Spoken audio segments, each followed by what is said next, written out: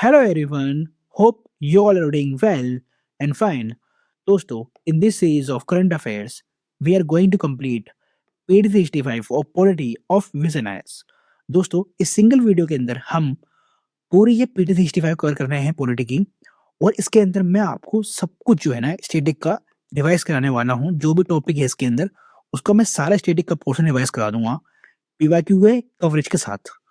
और एक बात और दोस्तों, मैंने ना आपको लास्ट 35 ईयर्स के ना पॉलिटी के पीवाईक्यूज कवर करा दिए हैं और ये वीडियो चैनल पर अवेलेबल है, तो इसे वॉच करके सारे पॉलिटी के पीवाईक्यूज कवर कर लेना। ये आपके प्री एग्जाम के लिए बहुत इंपॉर्टेंट है।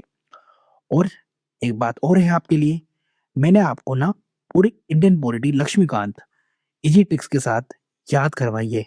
ठीक है, एक एक चैप्टर याद करवाया मैंने इसके अंदर लक्ष्मीकांत का। तो ये वीडियो भी आपको सिंगल वीडियो मैराथन वाली चैनल पर ही मिल जाएगी, वैसे वॉच कर लेना दोस्तों। ये पार्ट 1 एंड पार्ट 2 में मिलेगी दोस्तों। ठीक है, लक्ष्मीकांत वाली। तो यहाँ पर आप जो देख रहे हो ये पार्ट 1 है और फिर एक सिंगल वीडियो और होगी पार्ट 2 के इसकी इंडियन पॉलिटी की, और उसके अंदर मैंने आपको पूरा लक्ष्मीकांत कवर करा दिया है। ठीक है, तो आज जो इस वीडियो के अंदर हम कवर कर रहे हैं वो है पीटी 65। और पीटी 65 के अंदर अगर मैं आपको बताऊं दोस्तों, तो यहाँ पर आपको मेनली स्टैटिक ही रिवाइज करना है, क्योंकि स्टैटिक से ही सबसे ज्यादा क्वेश्चन पूछे जाते हैं। करंट अफेयर से तो एक या दो ही क्वेश्चन आएंगे, ठीक है, इससे ज्यादा क्वेश्चन नहीं आ सकते। और स्टैटिक आपको डोमिनेट करता है हर एक सब्जेक्ट के अंदर दोस्तों। ठीक है, अगर आप पॉलिटी का वेटेज देखो ना दोस्तों, तो 15 क्वेश्चन का एवरेज है। ठीक है, एवरेज 15 क्वेश्चन का है पॉलिटी का। दैट मीन्स कि 30 मार्क्स तो भैया हर साल यूपीएससी पॉलिटी से ही पूछ रही है। तो ये आपका मेन सब्जेक्ट है और इसलिए इसकी पीएटी 365 भी आपको डेप्थ में कवर करनी चाहिए, स्टैटिक के लिंक करके साथ। ठीक है, मतलब स्टैटिक को लिंक करके पढ़ोगे तब इसका बहुत ज्यादा आपको बेनिफिट मिलने वाला है। ठीक है, और इस वीडियो के अंदर मैं स्टैटिक को पूरा कवर करने वाला हूँ दोस्तों। ठीक है, वन बाय वन सारे टॉपिक मैं आपको कवर करा दूंगा। सबसे पहला जो टॉपिक है इसके अंदर polity and governance and social issues के अंदर जो इन्होंने पीटी 65 बनाई है, ये है आपका functioning of parliament, state legislature and local government. तो 50 ईयर्स हो चुका है नेशनल इमरजेंसी को, और एसेंट टू स्टेट बिल्स ये सब आपको पता है ना। स्टेट बिल्स के ऊपर प्रेसिडेंट गवर्नर दोनों का ही होता है। ठीक है, तो ये सब भी हम पढ़ने वाले हैं, स्टेटिक को लिंक करके पढ़ेंगे ये चीज। ऑफिस ऑफ वाइस प्रेसिडेंट भी न्यूज में है, क्योंकि आपको पता होगा रीजन कि भाई साहब हमारे जो वाइस प्रेसिडेंट थे इससे पहले उन्होंने रेजिग्नेशन दिया था, है ना। तो इसलिए ये न्यूज में आ गया है। तो आपको ये पढ़ना भी इम्पोर्टेंट हो जाता है। स्पीकर ऑफ लोकसभा, क्योंकि आपको पता है भैया स्पीकर ऑफ लोकसभा का इम्पोर्टेंट रोल है। ठीक है, लोकसभा के अंदर इवन पार्लियामेंट के अंदर पूरा। और आपको ये भी पता होगा कि ओम बिरला जो है दोबारा से इलेक्ट हो चुके हैं। ठीक है, स्पीकर बन चुके हैं। ठीक है, तो इसलिए ये भी न्यूज में है। एंटी डिफेक्शन लॉ तो हर साल रहता ही है, तो ये सब भी हम पढ़ने वाले हैं। लोकल बॉडीज भी हर साल रहता है न्यूज में। और इम्पोर्टेंट टॉपिक्स हैं दोस्तों, इन सब के ऊपर ना यूपीएससी ने पीवाईक्यूज पूछ रखा है।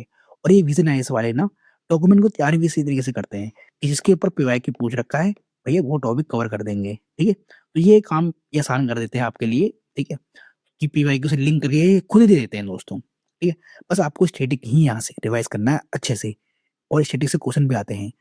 अब की टर्म्स या इनिशिएटिव्स इन न्यूज़ में क्या आए हैं, जैसे money bill and financial bill या फाइनेंस बिल, ये भी 2023 में इसके ऊपर यूपीएससी क्वेश्चन पूछ चुके हैं। ठीक है, प्राइवेट मेंबर्स बिल क्या होते हैं, जीरो आर क्वेश्चन आ रही है, सब भी हम पढ़ने वाले हैं। फिर इनका जो सेकंड टॉपिक है इंपॉर्टेंट कॉन्स्टिट्यूशनल या स्टेचुटरी एग्जीक्यूटिव बॉडीज जो न्यूज़ में है, जैसे लोकपाल है और सेंट्रल ब्यूरो ऑफ इन्वेस्टिगेशन है। इन सब के ऊपर भी यूपीएससी जो है क्वेश्चन पूछ चुकी है, और ये सब हम कवर करेंगे वन बाय वन। और जो देखो करंट अफेयर्स का पार्ट होता है ना, वो ये होता है देखो दोस्तों, national standards for civil service training institutes. ठीक है, तो ये आपने कहीं लक्ष्मीकांत में नहीं पढ़ी होगी, तो ये करंट अफेयर्स का पार्ट हो जाता है आपका। तो इसको आपको एक्स्ट्रा में पढ़ना होता है। जैसे नेशनल मेडिकल कमीशन क्या है, ठीक है, इनका फंक्शन क्या है, फोन टेपिंग क्या है यहाँ पर, पर्सनैलिटी राइट्स क्या है यहाँ पर, ये सब करंट अफेयर्स के टॉपिक हो जाते हैं दोस्तों। ठीक है, तो ये सब आपको पढ़ना होता है करंट अफेयर्स के लिए। बाकी सब तो ये स्टैटिक के टॉपिक है। और आप ये सब लक्ष्मीकांत में पढ़ते हो। बताओ दोस्तों, आप चीफ जस्टिस ऑफ इंडिया नहीं पढ़ते क्या लक्ष्मीकांत में? अपॉइंटमेंट एंड रिमूवल नहीं पढ़ते जिसका, ट्राइब्यूनल नहीं पढ़ते क्या? सब पढ़ते हो। स्टैटिक का ही पार्ट है, और स्टैटिक में तो और डेप्थ में पढ़ते हो आप एक ही चीज। ठीक है, लोक अदालत नहीं पढ़ते क्या? पढ़ते हो ना। बस यहाँ देखो करंट अफेयर्स में क्या आ गया, E0 FIR, doctrine of merger, ये सब क्या होता है, ये आपको पढ़ना ही पड़ेगा। ठीक है, ये सब करंट अफेयर्स का पार्ट है। तो इसे हम वन बाय वन कवर करने वाले हैं, इस पूरी पीटी 65 को, और एक भी चीज नहीं छोड़ने वाले दोस्तों। मैं आपको टेस्ट में कवर कराऊंगा, और एक बात और, मैं जो भी टॉपिक कराऊंगा ना आपको हैंड टू हैंड बताता भी जाऊंगा कि प्रीलिम्स में जो यूपीएससी है ना, क्या ट्रैप करती है आपके साथ, ठीक है, कीवर्ड्स के ऊपर। तो ये बातें भी आपको मैं बताता रहूंगा, सारे ट्रैप्स एंड हैक्स बताता रहूंगा जो आपको एग्जाम के लिए इंपॉर्टेंट हो जाता है। तो पहला टॉपिक है इनका functioning of parliament and state legislature के अंदर आपका कि 50 इयर्स हो चुके हैं नेशनल इमरजेंसी को लगे, ठीक है, हमारी कंट्री के अंदर। और ये सारे आर्टिकल्स आपको याद होना चाहिए, नेशनल इमरजेंसी के, प्रेसिडेंट रूल के, फाइनेंशियल इमरजेंसी के, ये तो बिल्कुल रटा हुआ होना चाहिए। ठीक है, पीसीएस क्वेश्चन में तो, पीसीएस के एग्जाम में तो डायरेक्ट आर्टिकल पूछ लेते हैं आपसे, है ना। और एक बात और दोस्तों, जो मैं शॉर्ट समरी बनाऊंगा ना इस पॉलिटी पीटी सिस्टम की, ये पीडीएफ जो है ना आपको यहाँ टेलीग्राम चैनल पर मिल जाएगी हमारे। तो इसे यहाँ से आप डाउनलोड कर सकते हो, और इवन मेरे से कनेक्ट भी कर सकते हो यहाँ पर, ठीक है। तो चलो अब हम स्टार्ट करते हैं वीडियो को, और सारे टॉपिक्स को कवर करते हैं। सो दोस्तों 50 इयर्स हो चुका है आपका नेशनल इमरजेंसी को लगे हुए। अगर आप देखो तो ये नेशनल इमरजेंसी डिक्लेयर हुई थी आपकी 25 जून 1975 में, और ये लास्ट अंटिल रही थी मार्च 21 1977 तक। तो आपको ना यहाँ ये स्टैटिक का पोर्शन बिल्कुल याद रहना चाहिए, ठीक है। जैसे कि अभी मैंने आपको बताया था कि आर्टिकल 352 बताता है कि नेशनल इमरजेंसी लग सकती है कंट्री के अंदर, किस ग्राउंड के ऊपर, तो वॉर और एक्सटर्नल एग्रेशन के ऊपर। इसको हम एक्सटर्नल इमरजेंसी भी बोलते हैं। और एक बात और, आर्म रिबेलियन के ऊपर भी इमरजेंसी लग सकती है, जिसको हम इंटरनल इमरजेंसी कहते हैं। अब एक बात आपको यहाँ पर ये भी ध्यान रखनी है दोस्तों, कि ये तो आर्म रिबेलियन जो है ना, अब लिखा क्या है कॉन्स्टिट्यूशन में, ठीक है। इससे पहले क्या था दोस्तों, इसको बोलते थे इंटरनल डिस्टरबेंस, ठीक है। जो कि इंटरनल डिस्टरबेंस लिखा होता, इसको रिप्लेस करके यहाँ पर लिख दिया गया है अब आर्म रिबेलियन। और ये कौन से कॉन्स्टिट्यूशनल अमेंडमेंट एक्ट से हुआ था, ये भी आपको याद रखना है, 44th, ठीक है, 44th कॉन्स्टिट्यूशनल अमेंडमेंट एक्ट से हुआ था दोस्तों। और जो कि 19 कब आया था, 78 में आया था, ठीक है। तो ये भी आपको अपने एग्जाम के लिए याद ही रखना है, ये तो सब स्टेटिक का ही पोर्शन है। प्रेसिडेंट रूल लगता है आपका आर्टिकल 356 से, ठीक है। और ये कब लगेगा, जब ब्रेकडाउन होगी कॉन्स्टिट्यूशनल मशीनरी की, तब आर्टिकल 356 के तहत स्टेट के अंदर प्रेसिडेंट रूल लग सकता है। और अगर आपने किसी स्टेट ने डायरेक्शन को फॉलो नहीं किया, ठीक है, सेंटर के या फिर यूनियन के, अब सेंटर बोलो या तो यूनियन बोलो, बात बराबर है, अगर डायरेक्शन फॉलो नहीं किया, तो इस ग्राउंड के ऊपर भी जो है आर्टिकल 365 के तहत जो है आपका प्रेसिडेंट रूल लग सकता है, ठीक है। तो ये भी आपको पता होना चाहिए, याद होना चाहिए। अब आर्टिकल 360 क्या है, तो आर्टिकल 360 है आपकी फिनेंशियल इमरजेंसी। अगर कुछ भी थ्रेट आता है फिनेंशियल स्टेबिलिटी को, ठीक है, या फिर क्रेडिट ऑफ इंडिया को, या any part of the territory के अंदर, तो प्रेसिडेंट जो है फिनेंशियल इमरजेंसी लगा सकते हैं। तो ये भी आपको याद रखना है। अभी मैं आपको प्रीलिम्स का ट्रैप वगैरह सब बताऊंगा, डोंट वरी, थोड़ा वेट करना। पहले मैं आपको यहाँ दिखा देता हूँ जो भी उन्होंने लिख रखा है ना, इसके बारे में थोड़ी जानकारी दे देता हूँ। अब एक बात और, कॉन्स्टिट्यूशनल बेसिस क्या है, इवन 2024 में ना पार्ट भी पूछ लिया था कि बताओ ये part 18 of the Indian constitution में मिलेगा क्या इमरजेंसी वाले प्रोविजंस। तो हाँ, ये याद कर लेना, पार्ट 18 के अंदर है, और आर्टिकल 352 से लेकर 360 तक ये सब इमरजेंसी के आर्टिकल्स हैं। तो ये बिल्कुल आपको याद रहना चाहिए, मैं इनको हाईलाइट भी कर देता हूँ दोस्तों, ठीक है। पार्ट 18 और आर्टिकल भी याद रखना है आपको। एक बात और कि भाई साहब नेशनल इमरजेंसी कब लगी है, तो 3 टाइम्स लग चुकी है। यहाँ पर इन्होंने लिख भी दिया है, 3 टाइम लग चुकी है, 1962 के अंदर, 1971 के अंदर, 1975 में, जो कि इंटरनल इमरजेंसी के ऊपर लगी थी, ठीक है, इंटरनल इमरजेंसी के नाम पर लगी थी। और जो 1962 के अंदर लगी थी वो चाइनीज एग्रेशन के नाम पर, मतलब चाइनीज एग्रेशन वही था, चाइना से हमारी वॉर हुई थी 1962 के अंदर, और 1971 के अंदर पाकिस्तान से हुई थी, ठीक है। तो ये भी आपको याद रखना है।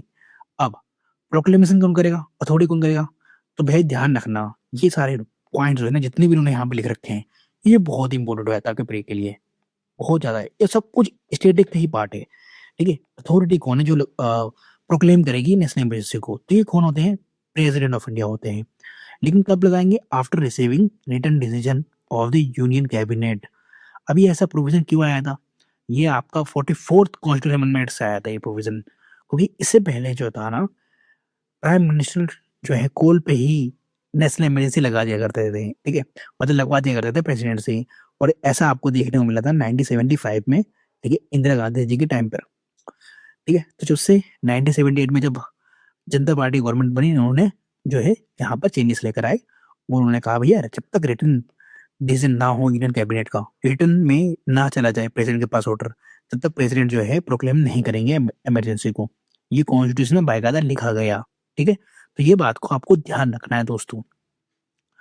अब यहाँ पे लिखा हुआ है पार्लियामेंट्री अप्रूवल चाहिए, ठीक है? जब प्रोक्लेम कर देंगे इमरजेंसी को प्रेसिडेंट प्रेसिडेंट ऑफ इंडिया, तो अब इसे पार्लियामेंट्री अप्रूवल भी चाहिए, ठीक है? बाय बोथ हाउसेस हुई विदिन 1 मंथ। तो ये टाइम भी याद रखना है, विदिन 1 मंथ जो है पार्लियामेंट को पास करना पड़ेगा। और एक बात और दोस्तों, यहाँ पर इन्होंने ये नहीं लिखा कि यहाँ पर कौन-सी मेजॉरिटी चाहिए, तो यहाँ पर स्पेशल मेजॉरिटी चाहिए देखो दोस्तों, ठीक है? स्पेशल मेजॉरिटी चाहिए, और स्पेशल मेजॉरिटी में आपको पता होगा दोस्तों, यहाँ पर मेजॉरिटी ऑफ टोटल मेंबरशिप चाहिए और 2/3 प्रेजेंट एंड वोटिंग, ठीक है? ये ध्यान रखना, 2/3 प्रेजेंट एंड वोटिंग। ड्यूरेशन क्या रहेगा नेशनल इमरजेंसी का? 6 मंथ तक रहेगा, जब ये पास कर देंगे तो। और ये एक्सटेंड भी हो सकता है इंडेफिनिटली, ठीक है? इंडेफिनिटली मतलब कोई टाइम पीरियड कोई हम यहाँ पर मेंशन नहीं करेंगे, मतलब जब तक ये चलता रहे, ठीक है? बट पार्लियामेंट्री अप्रूवल हमेशा चाहिए, ठीक है? हमेशा 6 महीने के 6 मंथ्स के पीरियड में पार्लियामेंट्री अप्रूवल चाहिए होगा, तभी ये एक्सटेंड होता रहेगा। और यही प्रोविज़न कब डाला गया? 44th कॉन्स्टिट्यूशनल अमेंडमेंट से डाला गया 1978 के अंदर। तो ये भी आपको बिल्कुल याद रखना है दोस्तों, सब स्टैटिक का ही पोर्शन है। और अगर लोकसभा अगर ऐसे में डिसॉल्व हो जाती है, ठीक है? मतलब प्रोक्लेम करती है प्रेसिडेंट साहब ने इमरजेंसी को, और इतने में जो लोकसभा है डिसॉल्व हो गई। अब पास कैसे करें भैया? तो दोनों ही हाउस के अंदर बिल को पास कराना चाहिए, ठीक है?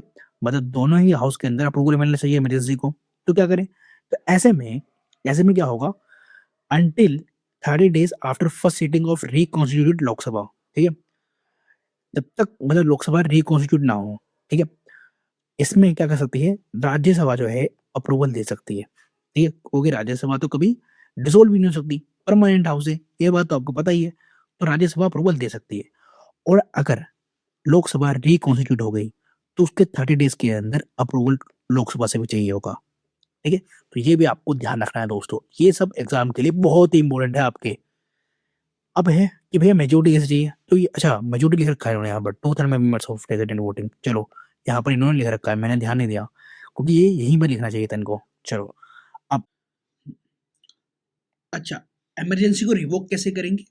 तो प्रेसिडेंट जो है ना, at any time without parliamentary approval revoke कर सकते हैं खुद से ही। उन्हें पार्लियामेंट्री अप्रूवल की जरूरत नहीं है ऐसे में। अगर प्रेसिडेंट खुद से नहीं कर रहे हैं, नॉर्मल सिचुएशन हो चुकी है कंट्री के अंदर, तो लोकसभा डिसअप्रूव कर सकती है कंटिन्यूएशन बाय सिंपल मेजोरिटी। मतलब सिंपल मेजोरिटी से एक रेजोल्यूशन पास होगा डिसकंटिन्यूएशन ऑफ इमरजेंसी का, और लोकसभा जो है इमरजेंसी का एंड कर सकती है, ठीक है? और ये लाइन भी आपको याद रखना है, आपके एग्जाम एग्जाम के लिए ना सारे रिलेवेंट पॉइंट है यहाँ पर। और याद कैसे रहेगा भाई साहब? इसको ना आप रियल लाइफ से जोड़ा करो। अगर रियल लाइफ से जोड़ोगे ना तो याद रहेगा, अदरवाइज याद नहीं रहेगा आपको। सेंटर स्टेट रिलेशन क्या होंगे ड्यूरिंग इमरजेंसी? तो सेंटर जो है ना एग्जीक्यूटिव डायरेक्शन दे सकती है ऑन एनी सब्जेक्ट, ये ध्यान रखना, एग्जीक्यूटिव डायरेक्शन दे सकती है ऑन एनी सब्जेक्ट। और पार्लियामेंट दैट इज लोकसभा और राज्यसभा लेजिस्लेट कर सकते हैं ऑन एनी स्टेट लीज, और ये दे रखा है प्रोविजन आर्टिकल 250 के अंडर, और ये आर्टिकल भी आपको याद रखना है। और प्रेसिडेंट जो है मॉडिफाई कर सकते हैं रेवेन्यू डिस्ट्रीब्यूशन को, ये भी ध्यान रखना है। एक एक कीवर्ड यहाँ पर इंपॉर्टेंट है एग्जाम के लिए आपके। टेन्योर ऑफ लेजिस्लेचर क्या होगा? तो लोकसभा या फिर स्टेट लेजिस्लेटिव असेंबली ना एक्सटेंड कर सकते हैं हम 1 ईयर एट अ टाइम, मतलब विदाउट इलेक्शन हम पीरियड बढ़ा सकते हैं या फिर टेन्योर बढ़ा सकते हैं 1 ईयर का एट अ टाइम, मतलब एक बार में 1 ईयर का हम एक्सटेंड कर सकते हैं। बट अगर इमरजेंसी एंड हो चुकी है तो आपको इलेक्शन कराना ही पड़ेगा, क्योंकि 6 मंथ तक ही जो है स्टेट असेंबली या फिर जो लोकसभा है वो, या फिर जो है आपकी लेजिस्लेटिव असेंबली या लोकसभा जो है एग्जिस्ट करेगी, अदरवाइज डिसॉल्व हो जाएगी, ठीक है? ये ध्यान रखना 6 मंथ्स आफ्टर इमरजेंसी एंड्स, ठीक है? But not beyond 6 months after emergency ends. Fundamental rights के ऊपर क्या इम्पैक्ट पड़ेगा? तो enforcement of fundamental right may be suspended under article 359 except article 20 and 21। ये दोनों आर्टिकल ऐसे हैं जो कभी भी कोई से भी इमरजेंसी लग जाए ये कभी सस्पेंड नहीं होंगे। बिल्कुल याद रखना 20 और 21 और दोनों आर्टिकल भी आपको याद होना चाहिए कौन सा आर्टिकल है ये। और आर्टिकल 359 के अंदर ये लिखा हुआ है fundamental rights may be suspended under article 359 और आपको आर्टिकल 358 भी पता होना चाहिए दोस्तों। ये सब एग्जाम के लिए बहुत इंपॉर्टेंट है आपके। अब हम आते हैं major constitutional amendments and reforms during and after emergency. ये भी आपके एग्जाम के लिए इवन मेंस के लिए इंटरव्यू के लिए सबके लिए इंपॉर्टेंट है ये। तो अगर आप 1975 का टाइम देखोगे ना तो 38th अमेंडमेंट आया था, ठीक है, और इंदिरा गांधी जी लेकर आई थी। तो उन्होंने बेड कर दिया था judicial review of emergency declaration कि भैया हम इमरजेंसी लगा रहे हैं तो उसके ऊपर कोई जुडिशियल रिव्यू नहीं कर सकती क्या जुडिशरी। फिर 39th अमेंडमेंट आया इसमें पार्लियामेंट ने एम्पावर कर दिया कि भैया इलेक्शन डिस्प्यूट्स वगैरह जो है ना इसके अंदर भी जो है पार्लियामेंट के पास मेन पावर होगी, ठीक है, इलेक्शन डिस्प्यूट्स के ऊपर, ठीक है। जैसे कि क्योंकि आपको पता है कि माल प्रैक्टिसेस का इंदिरा गांधी जी के ऊपर जो है आरोप लगा था, तो इन्होंने क्या करा था कि भैया इसमें भी कोई जुडिशियल रिव्यू नहीं होगा election of prime minister president इन सब चीज़ के ऊपर। तो ये इन्होंने एम्पावर कर दिया था, ठीक है। तो 39th अमेंडमेंट आया था और फिर 42nd कॉन्स्टिट्यूशन अमेंडमेंट लेकर आई इंदिरा गांधी 1976 में और उन्होंने तो भैया स्वीपिंग चेंजेस लेकर आए और इसको मिनी कॉन्स्टिट्यूशन भी बोलते हैं। ये बात भी आपको पता होना चाहिए। इन्होंने चेंजेस लेकर आए डीपीएसपी के अंदर, ठीक है, कर्टेल करा जुडिशियल पावर्स को, एक्सटेंड करा लोकसभा के टर्म को। इवन आपको ये भी पता होना चाहिए दोस्तों कि इसके अलावा भी बहुत सारे चेंजेस आए थे आपके 1976 के एक्ट से। तो वो सारे जो है ना जैसे प्रेम्बल में जो चेंज आया ये सब आपको याद रखना है। ये एक्ट जो है ना आपके एग्जाम के लिए बहुत इंपॉर्टेंट है, ठीक है। फिर शाह कमीशन बनी, ठीक है, उन्होंने प्रोब किया इनटू इमरजेंसी एब्यूसेस एंड एक्सेसेस क्योंकि भैया इंटरनल इमरजेंसी के नाम पे इंदिरा गांधी ने इमरजेंसी लगा दी कंट्री के अंदर, ठीक है।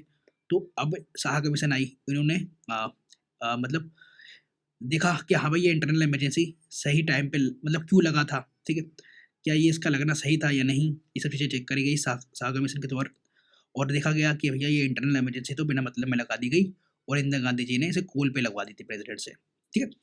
तो फिर जनता पार्टी की गवर्नमेंट बनती है और 1978 में 44th अमेंडमेंट एक्ट आता है और ये रिप्लेस करता है इंटरनल डिस्टर्बेंस को आर्म रिबेलियन से। बोलते हैं भैया ये इंटरनल डिस्टर्बेंस क्या है, इसकी कोई डेफिनेशन नहीं है, तो इसको चेंज करके आप आर्म रिबेलियन कर दो कि अगर आर्म रिबेलियन होगी कंट्री के अंदर तो वो इंटरनल इमरजेंसी के बेस पे लग सकती है, अदरवाइज नहीं लग सकती। और रीस्टोर कर दिया जुडिशियल रिव्यू को, ठीक है, कौन से एक्ट ने 44th ने। तो ये भी आपके एग्जाम के लिए बहुत इंपॉर्टेंट है। Other changes brought through 44th amendment act 1978 जैसे कि यूनियन कैबिनेट जो है ना कम्युनिकेट करेंगे प्रेसिडेंट को इन राइटिंग में, मतलब रिटर्न चाहिए अगर आपको इमरजेंसी लगवानी है कंट्री के अंदर तो भैया रिटर्न में आपका जो है ना यूनियन कैबिनेट लिख कर देगा प्रेसिडेंट को तभी इमरजेंसी लगेगी, अदरवाइज नहीं। और यहाँ पर कैबिनेट वर्ड का यूज करा गया है, ठीक है, ध्यान रखना। तो कैबिनेट के अंदर अकेले प्राइम मिनिस्टर नहीं होता, ठीक है, तो ये भी आपको ध्यान रखना, ये प्लेस का ट्रैप पे होता है, ठीक है। अब देखो यहाँ पर लिखा हुआ है और एक बात और मैंडेटरी कर दिया गया parliamentary approval with in one month, ठीक है, मतलब एक मंथ के अंदर ही स्पेशल मेजोरिटी से जो है आपको अप्रूवल कर देना होगा, अदरवाइज इमरजेंसी एग्जिस्ट नहीं करेगी, ठीक है। और रेस्ट्रिक्ट कर दिया गया स्कोप ऑफ 359 आर्टिकल 359 और इसमें बोल दिया गया कि आर्टिकल 20 और 21 ये रिमेन रहेंगे एनफोर्सेबल ड्यूरिंग इमरजेंसी, मतलब ये कभी हटेंगे नहीं। ये भी एग्जाम के लिए बहुत बहुत इंपॉर्टेंट है, इसलिए मैं बोल रहा हूँ इसको अंडरलाइन करके रखो। स्टेटिक का पार्ट है, ठीक है, कोई करंट अफेयर्स नहीं है, बस यहाँ पर रिवाइज करने को मिल रहा है आपको। आर्टिकल 358 ये चीज़ का ध्यान रखना, आर्टिकल 358 के अंदर क्या बोला गया है कि ऑटोमेटिकली सस्पेंड कर देंगे rights under article 19 only for emergency impose due to war और एक्सटर्नल एग्रेशन। ये ध्यान रखना, इंटरनल एमरजेंसी के टाइम पे ऐसा कुछ नहीं होगा, या फिर बोल सकते हो आर्म रिबेलियन के टाइम पे ऐसा कुछ नहीं होगा, ठीक है। तो आर्टिकल 358 ऑटोमेटिकली सस्पेंड कर देगा फंडामेंटल राइट्स अंडर आर्टिकल 19, ठीक है, but only for emergency to impose due to war और एक्सटर्नल एग्रेशन, ठीक है। तो ये भी आपको बहुत बहुत ध्यान रखना है बातों का।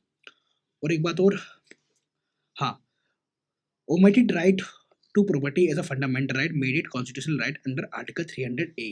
ये भी आपको पता होना चाहिए दोस्तों। मैंने ये सब ना आपको पॉलिटी के सीरीज में सब कुछ पढ़ा रखा है, एक एक चीज पढ़ाया है मैंने, और मतलब वहाँ पर मैंने कुछ छोड़ा ही नहीं है। अगर अब आप सीरीज देख लेते ना तो आपको याद भी हो जाता सब कुछ, और आपके स्टेटिक भी रिवीजन हो जाता।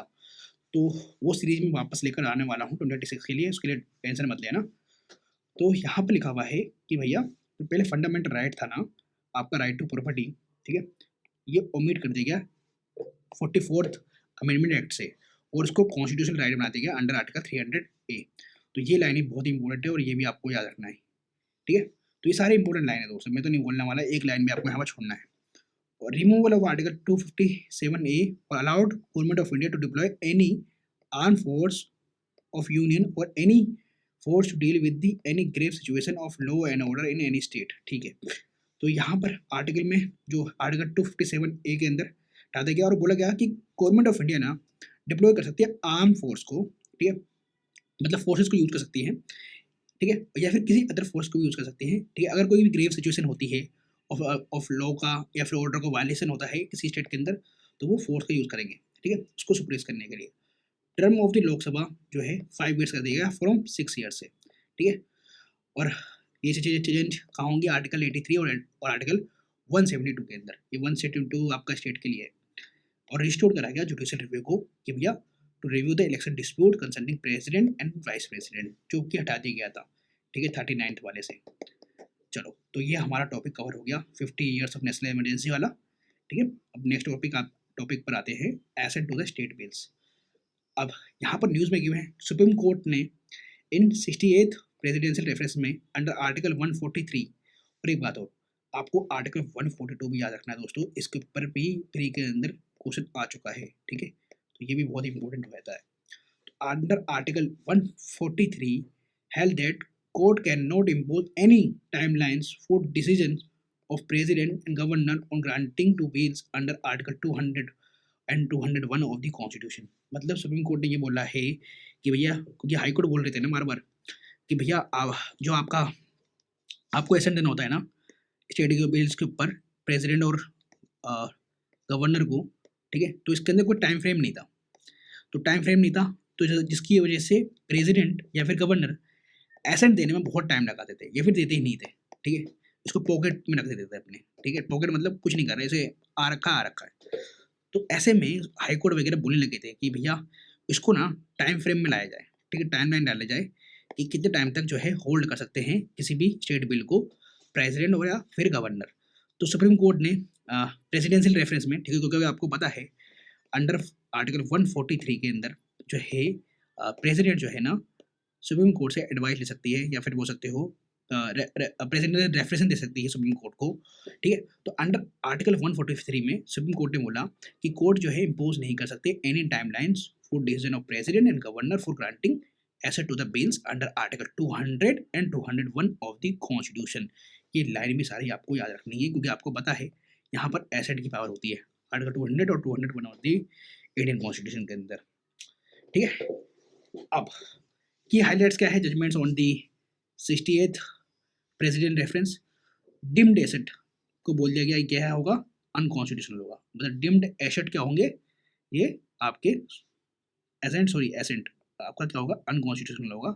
अब ऐसा क्यों, तो courts can not assume assent to bill merely because court order time lapsed as it infringes constitutional powers of president and governor, violates the separation of powers and federal constitutional scheme। मतलब ये नहीं माना जाएगा कि अगर president या फिर governor ने एसेट नहीं दिया, ठीक है, और टाइम लगा दिया उसमें, ठीक है, देने में, तो जो है ना कोर्ट एज्यूम नहीं कर सकती कि ये एसेट जो है ना डिम्ड एसेट हो जाए, कि मतलब ये जो एसेट है ना दे दिया गया है, डिम्ड मतलब मान लिया गया, ठीक है, तो ये अनकॉन्स्टिट्यूशनल माना जाएगा। रीजन क्या दिया इन्होंने ये दिया कि ये इन्फ्रिंज करता है constitutional powers of president and governor को और वायलेट करता है सेपरेशन ऑफ पावर्स को एंड फेडरल कॉन्स्टिट्यूशनल स्कीम को, दैट इज फेडरल स्ट्रक्चर को, ठीक है। तो ये बात आपको समझ में आ गई होगी। अच्छा, सेकंड में बोला है इन्होंने governor president can not seat on bills indefinitely. अच्छा, लेकिन ये भी बात सही है कि हाँ भाई आपके पास एसेंट के लिए आया बिल, तो आप उसको इंडेफिनिट टाइम के लिए मतलब अपने पास नहीं रख सकते, ठीक है। ये भी वायलेट करता है फेडरलिज्म को और लेजिस्लेचर विल को, ठीक है, और कॉन्स्टिट्यूशनल मोरालिटी को भी। तो ये भी बात सही है कि हाँ भाई, आप अपने पास टाइम फ्रेम रखो उसका थोड़ा बहुत, तो कम से कम एकदम से ही इंडेफिनिट टाइम के लिए आप अपने पास नहीं रह सकते। और इसमें लिमिटेड जुडिशियल रिव्यू दिया गया है, that is court can intervene if governor या president acts with mala fide intent and review is confined to procedure not merits. अब एक बात और दोस्तों, देखो मेलाफाइड इंटेंट क्या होता है ये भी लक्ष्मीकांत में बता रखा है। जैसे कि यहाँ पर मेलाफाइड इंटेंट ये हो गया कि भाई लेजिस्लेचर ने बिल पास कर दिया, और बिल पास करके अब भेज दिया सेंट के लिए गवर्नर के पास।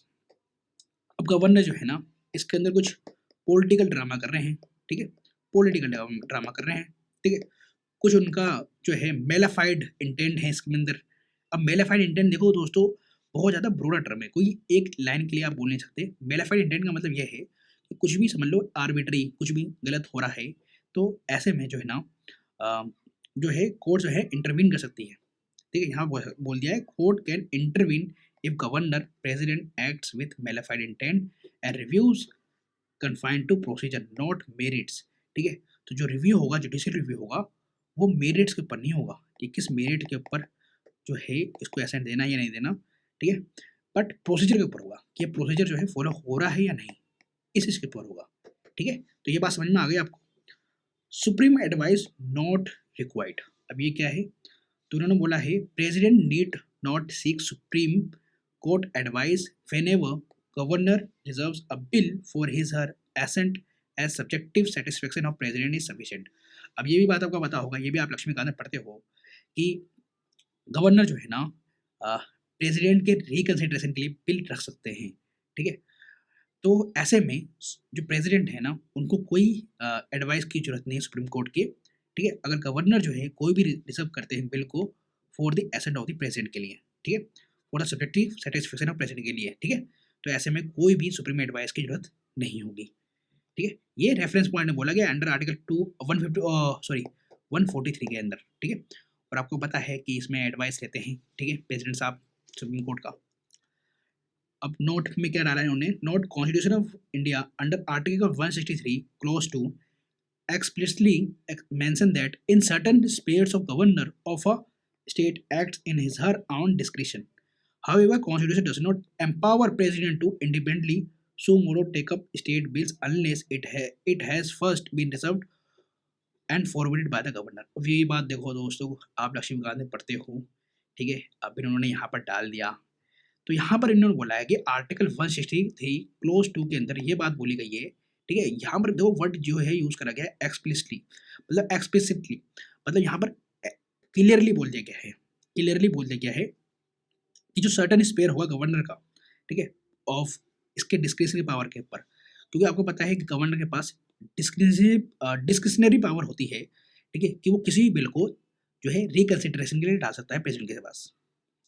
ये डिस्क्रिशनरी पावर होती है किसकी, प्रेसिडेंट की, ठीक है। ओ सॉरी, प्रेसिडेंट की बोल रहा हूँ, गवर्नर की, ठीक है। ऐसे में प्रेसिडेंट के पास ऐसी कोई डिस्क्रिशनरी पावर नहीं है, लेकिन गवर्नर के पास ऐसे में डिस्क्रिशनरी पावर होती है, डिस्क्रिशन वाली पावर होती है। तो कॉन्स्टिट्यूशन जो है ना एम्पावर नहीं करता प्रेसिडेंट को कि भैया आप अपने आप से ही सो मोटो जो है स्टेट बिल्कुल जो है कंसिडरेशन के लिए ले सकते हो, जब तक गवर्नर जो है फॉरवर्ड ना करे। ये बात लिखी गई है आर्टिकल 163 क्लोज 2 के अंदर, ठीक है। तो ये बात आपको समझ में आ रही होगी दोस्तों, और इसके ऊपर ही प्री के अंदर क्वेश्चन बन सकता है, ठीक है, तो ध्यान रखना ये लाइन। अब constitutional provision regarding assent to the state bills, तो क्या प्रोविजन है, तो गवर्नर की रिस्पॉन्सिबिलिटी होती है स्टेट बिल के ऊपर, या आर्टिकल 200 में बोली गई है कॉन्स्टिट्यूशन ऑफ इंडिया के। तो स्टेट लेजिस्लेचर पास करेगा कोई बिल तो गवर्नर के पास आएगा, ठीक है। तो गवर्नर के पास 4 एक्शंस होते हैं, ठीक है। और ये बात मैंने आपको ना सारा जो है ना पॉलिटिक्स सीरीज के अंदर पढ़ा रखा है, याद भी करा रखा है, ठीक है। तो मत बोलना मेरे से कि हाँ मैंने याद क्यों नहीं करवाया था, ठीक है। तो ग्रांट दे सकते हैं एसेंट को, ग्रांट दे देंगे तो बिल जो है लो बन जाएगा। विथहोल्ड कर सकते हैं एसेंट को तो बिल जो है क्या हो जाएगा, रिजेक्ट हो जाएगा। रिटर्न कर सकते हैं रिकंसिडरेशन के लिए, तो ये ध्यान रखना ये मनी बिल के लिए नहीं होता, क्योंकि मनी बिल के अंदर प्रायर रिकमेंडेशन ले ली जाती है ठीक है, गवर्नर से या तो प्रेसिडेंट से। प्रेसिडेंट से सेंट्रल लॉ के अंदर, ठीक है, स्टेट लॉ के अंदर गवर्नर का, ठीक है। तो यहाँ पर रिटर्न नहीं कर सकते मनी बिल को, बाकी सारे बिल को रिटर्न कर सकते हैं रिकंसिडरेशन के लिए। तो लेजर अगर पास करता है अगेन, ठीक है, विथ और विदाउट चेंजेस, तो गवर्नर को एसेंट देना ही पड़ेगा, ये बात आपको ध्यान रखना है। और रिजर्व कर सकते हैं, फोर्थ ऑप्शन होता है इनके पास कि वो प्रेसिडेंट के कंसिडरेशन के लिए रिजर्व कर सकते हैं। तो ऐसे में अब प्रेसिडेंट के पास पावर आ जाती है, ठीक है, तो ऐसे में प्रेसिडेंट के पास पावर आ जाती है। तो यही बात तो लिखा हुआ था कि भैया यहाँ पर जो है प्रेसिडेंट सो मोटो नहीं कर सकते, यहाँ पर पहले गवर्नर को ट्रांसफर करना पड़ेगा बिल, ठीक है। चलो, तो ये पूरा प्रोसीजर आपको समझ में आ गया होगा, ये सब स्टैटिक पार्ट है, डन। चलो, प्रेसिडेंट रिस्पॉन्सिबिलिटी क्या होगी for bills reserve by the governor, ये लिखा हुआ आर्टिकल 201 के अंदर कि भैया अब जो है ना बिल कंसिडरेशन के लिए डाल दिया गया है प्रेसिडेंट के साथ, प्रेसिडेंट के पास बाय द गवर्नर। तो ऐसे में क्या होगा, तो गवर्नर जो है बिल भेज देंगे प्रेसिडेंट साहब के पास, तो प्रेसिडेंट जो है ना उनके पास 3 एक्शंस होंगे, या फिर बोल सकते हो 3 उनके पास समझ लो वेज होंगे, क्या होंगे, तो ग्रांट दे सकते हैं एसेंट को, तो बिल जो है लो बन जाएगा, विथहोल्ड कर सकते हैं एसेंट को, तो बिल जो है रिजेक्ट हो जाएगा, या फिर रिटर्न कर सकते हैं रिकंसिडरेशन के लिए, ठीक है। अब ऐसे में ये भी ध्यान रखना कि मनी बिल नहीं होगा, ठीक है। यहाँ पर सजेशन दे सकते हैं फॉर अमेंडमेंट, तो लेजिस्लेचर को ना रिकंसिडरेशन करना पड़ेगा लेजिस्लेचर को विद इन 6 मंथ्स, ठीक है। फिर ये बिल जो है प्रेसिडेंट के पास फिर से जाएगा, और प्रेसिडेंट का यहाँ पर क्या होगा, फाइनल डिसीजन होगा कि वो एसेंट थे, ठीक है, ये या फिर ना दे। अगर ग्रांट कर देंगे एसेंट तो बिल लो बन जाएगा, या फिर कर सकते हैं विथ होल्ड भी कर सकते हैं, ठीक है। की डिफरेंस क्या है, unlike governor president is not obligated to give assent to reconsidered bills, ठीक है। तो रिकंसिडरेट बिल जैसे यहाँ पर देखो, यहाँ पर लेजिस्लेचर ने रिकंसिडरेशन करके बिल भेज दिया गवर्नर के पास, तो गवर्नर को जो है ना एसेंट देना ही पड़ता है, ठीक है, एसेंट यहाँ पर देना ही पड़ता है। लेकिन ऐसे में नहीं है, ठीक है, unlike governor president is not obligated to give assent to reconsideration bill, कहाँ पर, अगर गवर्नर ने रिजर्व कर दिया है बिल फॉर द प्रेसिडेंट, ऐसे में जो है एसेंट देने का कोई ऑब्लिगेशन नहीं होगा प्रेसिडेंट साहब के पास, तो वो एसेंट भी दे सकते हैं और विथ होल्ड भी कर सकते हैं ऐसे में, ठीक है। स्टेट बिल्स को ये ध्यान रखना, स्टेट बिल्स की बात हो रही है यहाँ पर, ठीक है दोस्तों। चलो, अदर की हाईलाइट्स क्या है, जैसे कि यहाँ पर फाइट चल रही है तमिलनाडु और गवर्नर ऑफ तमिलनाडु के जजमेंट के बीच में, क्योंकि यहाँ पर तमिलनाडु के जो गवर्नर हैं ऐसे नहीं दे रहे कुछ बिल्स को, उन्होंने पॉकेट रख लिया है ना, पॉकेट वीटो बना लिया अपने, तो inaction is unconstitutional, inaction is unconstitutional क्योंकि एक्शन नहीं ले रहे। तो गवर्नर या प्रेसिडेंट जो है can not exercise pocket veto और absolute veto on bills under articles 200 and 201। Inaction can be challenge via writ of mandamus, और रेट ऑफ मैंडमस आपको पता है, आप आर्टिकल किसमें पढ़ते हो दोस्तों, फटाफट बता दो, 32 के अंदर, ठीक है। ये फंडामेंटल राइट्स होते हैं, ठीक है, जो सुप्रीम कोर्ट देते हैं, ठीक है, फंडामेंटल राइट्स के लिए, ठीक है। और रेट ऑफ मैंडमस में ये लिखा हुआ है can not issued against the private, और ये भी PYQ है दोस्तों, ठीक है, ये भी PYQ है कि रेट ऑफ मैंडमस जो है इशू नहीं कर सकते हम अगेंस्ट द प्राइवेट इंडिविजुअल और बॉडी के खिलाफ, ठीक है।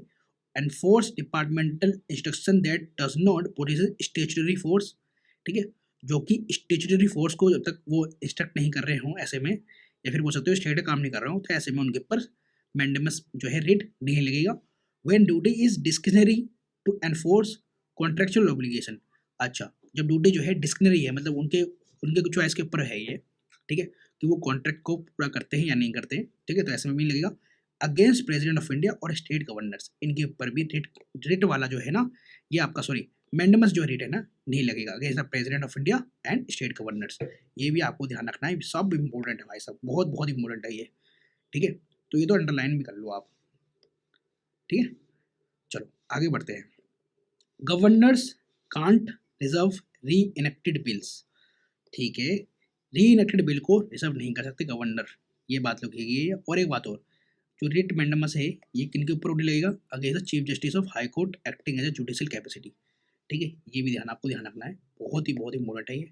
तो chief justice of high court के खिलाफ भी जो है मैंडेमस नहीं ले सकता, ठीक है। चलो, governors can can't reserve reenacted bills, यहाँ पर क्या बात करी गई है, governor may reserve a bill only once, ठीक है, अगर री एनेक्टमेंट कर दिया तो it can not reserve again again unless materially altered. ठीक है, मतलब भाई गवर्नर ने रिकंसिडरेशन के लिए भेज दिया वापस, ठीक है, हाउस के अंदर। तो गवर्नर के पास रीएनेक्टेड बिल आ गया दोबारा से, ठीक है। तो गवर्नर जो है अब इसको रिजर्व नहीं कर सकता, ठीक है, अब इसको रिजर्व नहीं कर सकता, वो तो एसेंट देगा ही देगा। अदरवाइज अगर ऐसे में मतलब रिजर्व कर सकता है अगर जो है मटेरियल पूरा ही ऑल्टर्ड हो चुका है, चेंज हो चुका है कुछ, है ना, तब कर सकता है, ठीक है। यहाँ पर बोल लिया अगेन अनलेस मेटेरियली अल्टर्ड। अच्छा, no absolute discretion under article 200। अब गवर्नर के पास पावर होती है ना एसेंट देने की, तो वो डिस्क्रिशन के ऊपर होता है प्रेसिडेंट ओ सॉरी गवर्नर के, लेकिन ये भी कोई एब्सोल्यूट डिस्क्रिशन नहीं होता। Governor is bound by council of minister advice accept in constitutionally specified cases, ठीक है। तो ये बाउंड होते हैं किसके एडवाइस पर, तो काउंसिल ऑफ मिनिस्टर के एडवाइस पर। लेकिन यहाँ पर दे दिया है exception in constitutionally specified cases, जैसे कि हाई कोर्ट के पावर्स के ऊपर, ठीक है। अगर आपका हाई कोर्ट के पावर, अगर आपका हाई कोर्ट के जो जजेस हैं उनके पावर्स को आप कम कर रहे हो, ठीक है, तब ऐसे में जो है डिस्क्रिशनरी पावर आ जाएगी गवर्नर के पास। आर्टिकल 288 इसमें क्या है, taxes on water and electricity के ऊपर। आर्टिकल 360 फाइनेंशियल इमरजेंसी के ऊपर। Article 254 clause 2 concurrent list. 304 clause B interstate trade and commerce. Article 31 A and 31 C के ऊपर और अनकॉन्स्टिट्यूशनल बिल्स के ऊपर, ठीक है। तो अनकॉन्स्टिट्यूशनल बिल्स इन सब के ऊपर जो है गवर्नर के पास डिस्क्रिशनरी पावर आ जाती है, ठीक है। अदरवाइज काउंसिल ऑफ मिनिस्टर के एडवाइस के ऊपर ये बाउंड होते हैं, ठीक है। तो ये सब कुछ है ना स्टेट का ही पार्ट है दोस्तों, ठीक है। Discretion subject to judicial review. अब देखो दोस्तों, अगर बात आती है कि हाँ गवर्नर के पास डिस्क्रिशनरी पावर है, तो उसके ऊपर कुछ जुडिशियल रिव्यू हो सकता है क्या? While assent itself is not justiciable, withholding or reserving assent can be challenged in courts। ये बात बोल दी गई है कि भैया अगर आप एक्शन नहीं ले रहे तो ऐसे में जो है ना विथहोल्डिंग और रिजर्विंग एसेंट के ऊपर जो है ये चैलेंज हो सकते हैं कोर्ट के अंदर। President supreme court and supreme court consultation article 143 जो भी हम ऊपर बात कर रहे थे, ठीक है, कि आर्टिकल 143 के अंदर भैया प्रेसिडेंट जो है रेफरेंस देते हैं सुप्रीम कोर्ट को, कहते हैं भैया आप अपनी एडवाइस दो इसके ऊपर। तो ऑन बिल्स रिजर्व्ड और for unconstitutionality on bills reserve for unconstitutionality president should seek SC advisory opinion on on constitutionality opinion has strong persuasive value। That means कि कुछ ऐसा लग रहा है प्रेसिडेंट को कि ये बिल जो है अनकॉन्स्टिट्यूशनल है, तो ऐसे में ना प्रेसिडेंट आर्टिकल 143 के तहत जो है एडवाइस ले सकते हैं सुप्रीम कोर्ट का, ठीक है, कि वो ये कॉन्स्टिट्यूशनल है या नहीं, ठीक है। चलो, तो ये भी बात आपको समझ में आ गई ना।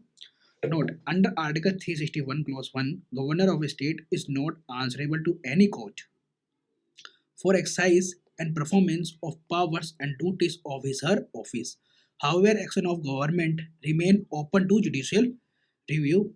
Article 361 clause 2 provides absolute immunity to governor from criminal proceedings while in office। और ये बात तो मैंने आपको पढ़ा रखा है कि आर्टिकल 361 के अंदर गवर्नर को पूरा ही जो है इम्यूनिटी दे रखी है, एब्सोल्यूट इम्यूनिटी दे रखी है गवर्नर को क्रिमिनल प्रोसीडिंग्स के अंदर, ठीक है। सिविल प्रोसीडिंग्स हो सकती है, 2 मंथ्स का नोटिस देना होता है, ठीक है।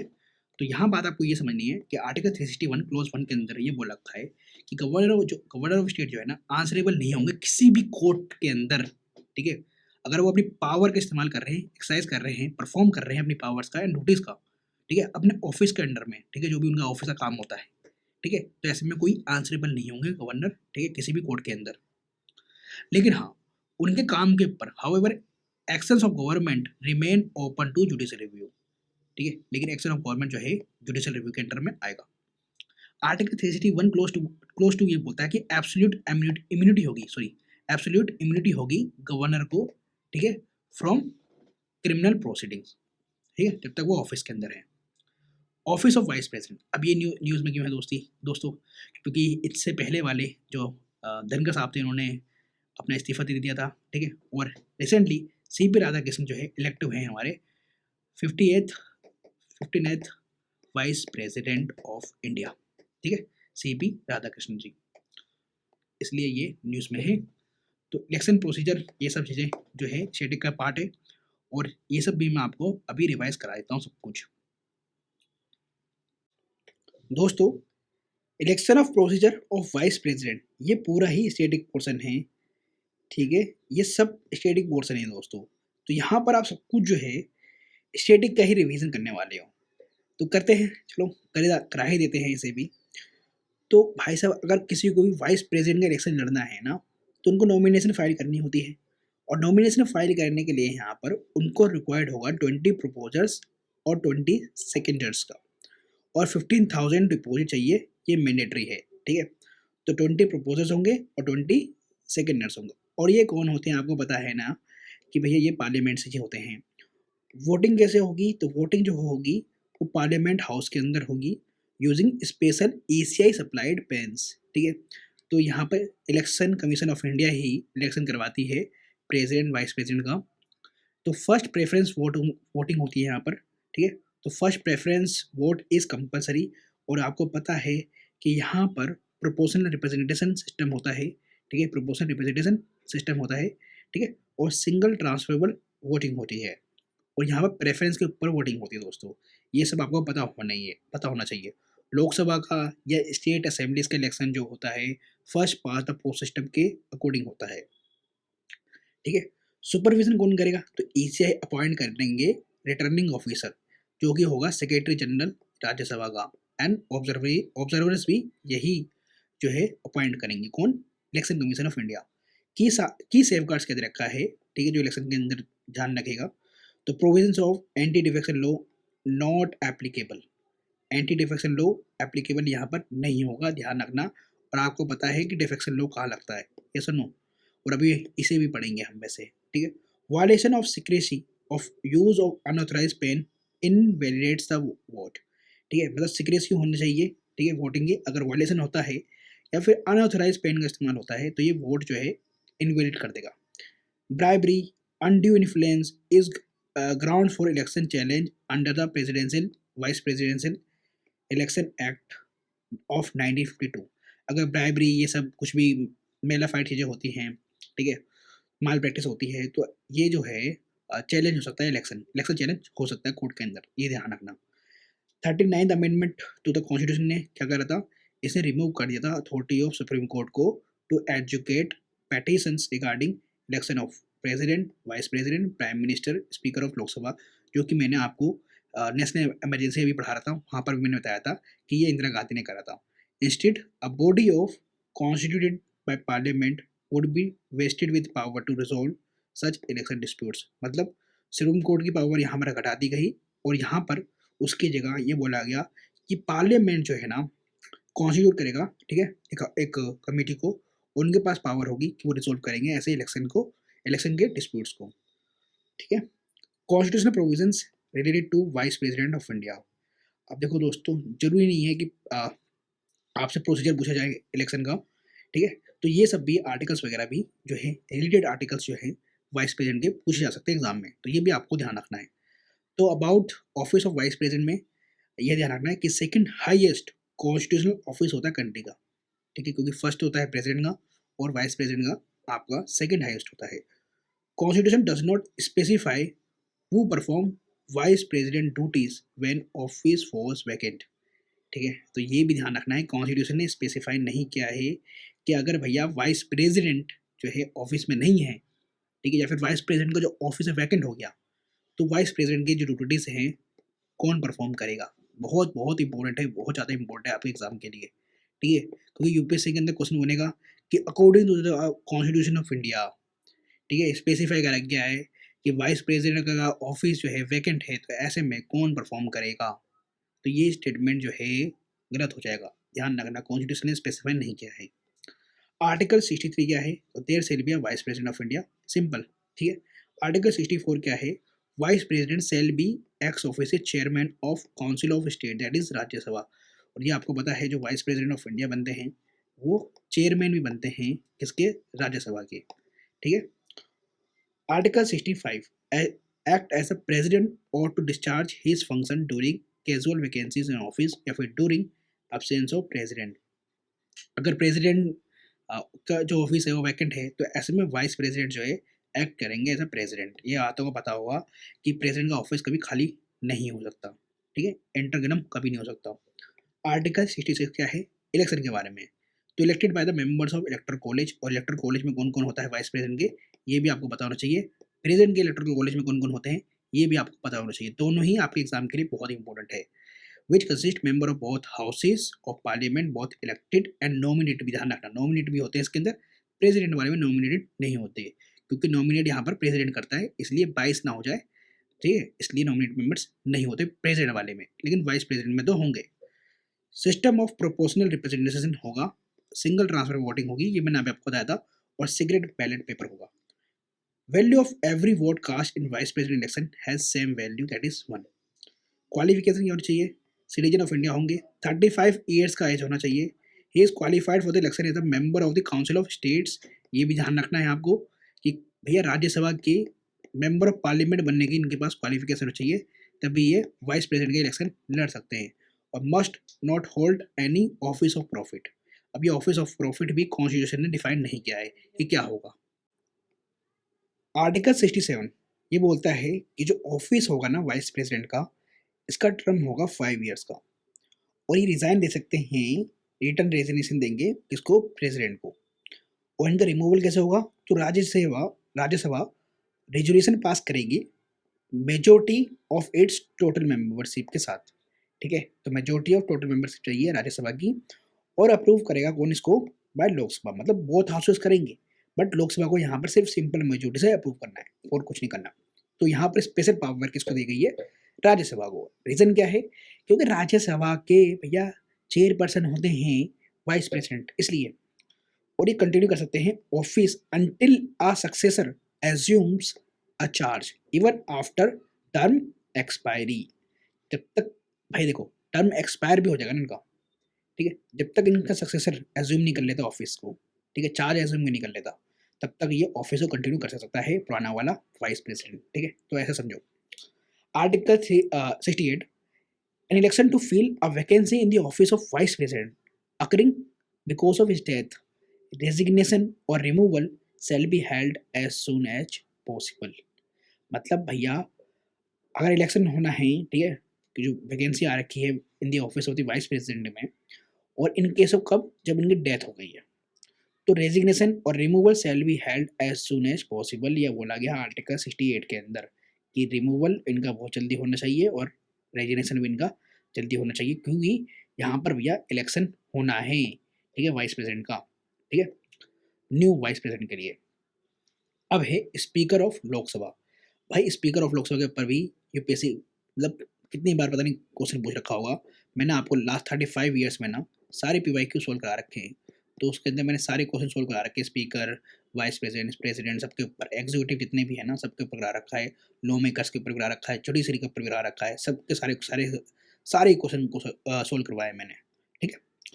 तो Lok Sabha speaker has nominated a member of parliament as an इम्पेलेंट member to preside over house proceedings. अच्छा, लोकसभा के स्पीकर ने नॉमिनेट किया है एक एमपी को as an empanelled member to preside over house proceedings, ठीक है, एक एम्पेनल्ड मेंबर बनाया गया है, मतलब कि वो जो देखेगा, ठीक है, हाउस की प्रोसीडिंग्स को। और न्यूज़ में ये है section 9 in rules of procedure and conduct of business in Lok Sabha, at the start of a session or as a needed, speaker nominates up to 10 MPs as a panel of chairperson।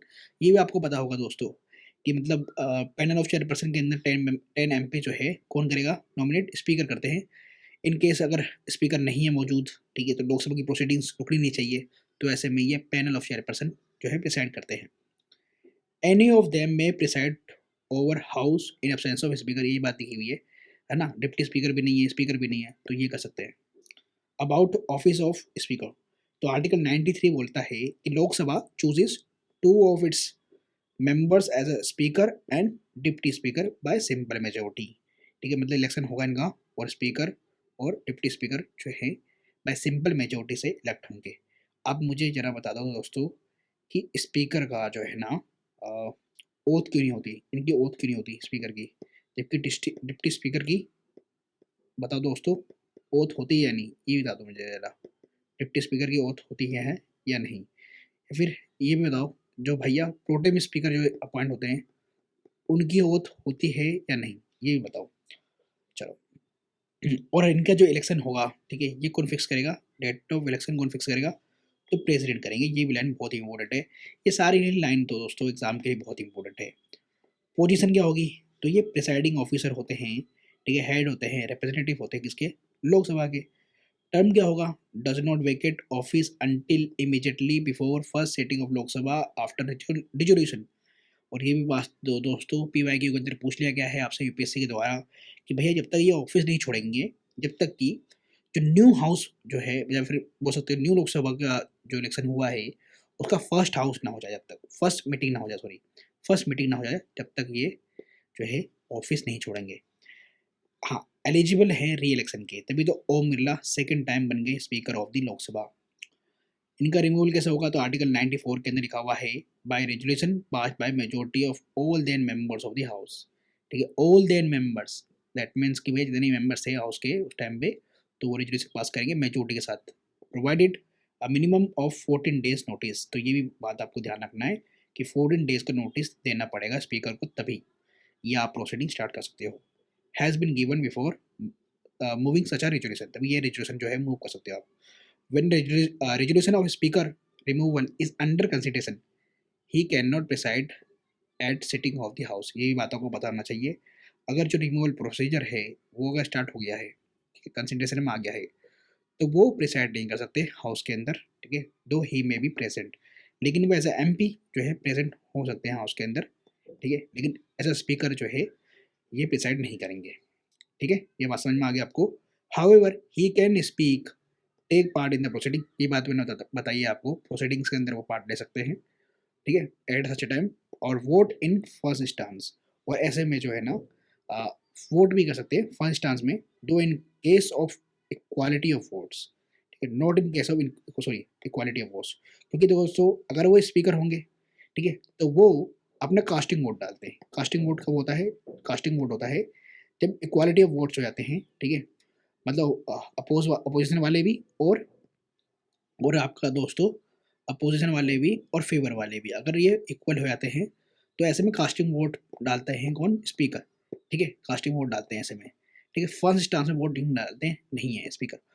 लेकिन जब वो speaker नहीं है, speaker का मतलब position जो है उनका अभी रिमूवल प्रोसेस में है, तो वो as a MP first stance में वोट डाल सकते हैं, ठीक है। चलो core duties of the speaker, भाई कोर ड्यूटीज क्या होती है स्पीकर की, जो मेन काम होता है, तो rights guardian ensure the protection of rights and privileges within the house लिखा हुआ है, ध्यान रखना। Regulatory authority manages matters not covered by the specific rules. Deadlock resolver uses voting power to break ties in parliamentary decision। Joint session presider, yes, जब भैया अगर bill जो है फंसा हुआ है किसी भी एक हाउस के अंदर, राज्यसभा में के अंदर या लोकसभा के अंदर, तो ऐसे में जो है ना ज्वाइंट सेटिंग हो सकती है, और ज्वाइंट सेटिंग के अंदर जो प्रिसाइड करेंगे वो स्पीकर करेंगे, ये भी जानना, speaker of Lok Sabha. Money bill authority under article 110 clause 4 determine the status of the financial bill, ठीक है, ये फिर मनी बिल को कौन बोलेगा कि मनी बिल है, तो ये बोलेंगे कौन, ये भाई साहब, ये पावर होती है लोकसभा के स्पीकर के पास, ठीक है, इवन इस पे भी पीवाईक्यू आ चुका है, ठीक है, ध्यान रखना। अब डिप्टी स्पीकर के बारे में जान लो, इसके ऊपर भी पीवाईक्यू आ चुका है, ठीक है, ऑफ लोकसभा। बैकग्राउंड है इमर्ज इन 1921, ठीक है, मतलब डिप्टी स्पीकर की जो पोस्ट है वो 1921 में बनी थी under the government of India act 1919। और जो फर्स्ट जो बने थे सचिदन सिन्हा बने थे, first held this office in central legislative assembly, ठीक है, ये भी आपको ध्यान रखना है, इंपॉर्टेंट वन। और M A Ayyangar became the first elected deputy speaker after the post independence, मतलब इंडिपेंडेंस मिलने के बाद जो है एम ए अयंगर बनाए थे डिप्टी स्पीकर, ठीक है, फर्स्ट। इलेक्शन कैसा होता है इनका, तो ये भाई लॉन्ग स्टैंडिंग कन्वेंशन है कि भैया जो पोस्ट होगी डिप्टी स्पीकर की ये ऑफर करी जाएगी अपोजिशन को, ठीक है, और ये बात भी पीवाईक्यू के अंदर पूछी गई है आपसे कि जो स्पीकर की जो पोस्ट होती है डिप्टी स्पीकर की, सॉरी, ये हम देते हैं अपोजिशन में से किसी को, ठीक है, ये कन्वेंशन है, कॉन्स्टिट्यूशन में नहीं लिखा हुआ, as per the rules of procedure a conduct of business in Lok Sabha deputy speaker election shall be held on such date fix by speaker. ठीक है, ये भी ध्यान रखना है, डिप्टी स्पीकर का जो इलेक्शन है ये स्पीकर फिक्स करेंगे डेट। ठीक है, और स्पीकर का कौन करता है, प्रेसिडेंट करते हैं, ये भी आपको ध्यान रखनी है बात। रेजिग्नेशन एंड रिमूवल कैसे होगा, तो आर्टिकल 94 के अंदर ये बात डील करी गई है कि वेकेशन रेजिग्नेशन रिमूवल कैसे होगा डिप्टी स्पीकर का। ठीक है, सेम होगा जैसे स्पीकर का होता है, स्पीकर में resign by submitting resignation to deputy speaker और वाइस वर्सा। ठीक है, मतलब ये रेजिग्नेशन देते हैं डिप्टी स्पीकर को स्पीकर, और डिप्टी स्पीकर देगा स्पीकर को। ड्यूटीज क्या होंगी, आर्टिकल 95 में लिखा हुआ है जो डिप्टी स्पीकर परफॉर्म करेंगे duties of speaker in case of vacancy या एब्सेंस। ठीक है, जैसे कि स्पीकर नहीं है तो डिप्टी स्पीकर जो है परफॉर्म करेंगे ड्यूटीज को स्पीकर की, और ऐसे में जब भी वो प्रिसाइड करेंगे एज ए स्पीकर ऑफ मतलब पावर प्रिसाइड करेंगे। ठीक है, deputy speaker has same power, ध्यान रखना, same power as a speaker when presiding over sitting of house and no appeal lies against his ruling. ये भी बात ध्यान रखना, अगर डिप्टी स्पीकर प्रिसाइड कर रहे हैं as a speaker of the house तो उनके पास सेम पावर होगी जो स्पीकर के पास होती है। ठीक है जी, चलो, तो हमारा जो है ये फर्स्ट वाला मॉडल कंप्लीट हो गया, और इसके अंदर मैंने आपको सारा जो है स्टैटिक का जो पोर्शन है रिवाइज करा दिया दोस्तों। ठीक है, तो हमने अभी कवर क्या करा है, हमने फंक्शनिंग ऑफ पार्लियामेंट से स्टेट लेजिस्लेचर या लोकल गवर्नमेंट के अंदर हमने 1.1 के अंदर 50 years of national emergency cover कर लिया, 1.2 asset of the state bills और ऑफिस ऑफ वाइस प्रेसिडेंट और स्पीकर ऑफ लोकसभा। अब हम करेंगे एंटी डिफेक्शन लॉ और 1.6 में disqualification of sitting law maker. ठीक है, तो चलो फटाफट कवर करते हैं इसे भी। और एक बात और दोस्तों, देखो मैं यहाँ पर ना आपको सारी बातें बता रहा हूँ जो भी इम्पोर्टेंट वन है। ठीक है, जो आपके एग्जाम के लिए इम्पोर्टेंट है, और ये भी बता रहा हूँ आपको कि भैया क्या ट्रैप्स करता है यूपीएससी। ठीक है, तो मेरे से PT 65 करने का फ़ायदा आपको यही मिलने वाला है कि हैंड टू हैंड आपका स्टैटिक फुल रिवाइज होगा। ठीक है, और PYQ से लिंक भी कर दूंगा एक चीज़। ठीक है, चलो, एंटी डिफेक्शन लॉ, अभी एंटी डिफेक्शन लॉ के ऊपर भी PYQ आ चुका है। ठीक है, और आपको पता है कि भैया एंटी डिफेक्शन लॉ क्यों रूल लोग मतलब न्यूज़ में क्यों आता है हर बार कि कोई ना कोई एंटी डिफेक्शन के अंदर आ ही जाता है ना, कोई ना कोई जो है MLA MP आ ही जाता है। तो न्यूज़ में क्यों है, supreme court in Padi Kaushik Reddy versus state of Telangana में recently address that significant delays by speaker in deciding disqualification petition concerning 10 Telangana MLA। तो भैया स्पीकर के पास ही होता है ये पावर, आपको पता है कि भैया कोई भी हाउस है, ठीक है, चाहे वो असेंबली का हाउस हो या पार्लियामेंट का हो, तो स्पीकर डिसाइड करेंगे कि उनके ऊपर जो है डिस्क्वालिफिकेशन केस चलेगा या नहीं चलेगा।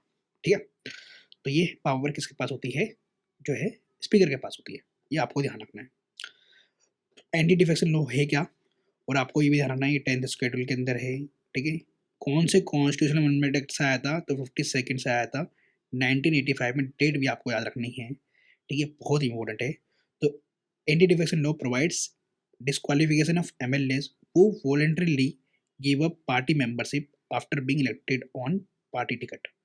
तो ये भी आपको पता होगा दोस्तों, डिस्क्वालिफिकेशन लग जाएगा। ठीक है, आप किसी पार्टी से इलेक्शन लड़े थे, जीत गए, फिर आप वॉलंटरी जो है पार्टी के मेंबर से छोड़ रहे हो, पार्टी छोड़ रहे हो, तो ऐसे में आपके ऊपर डिस्क्वालिफिकेशन का केस लग जाएगा।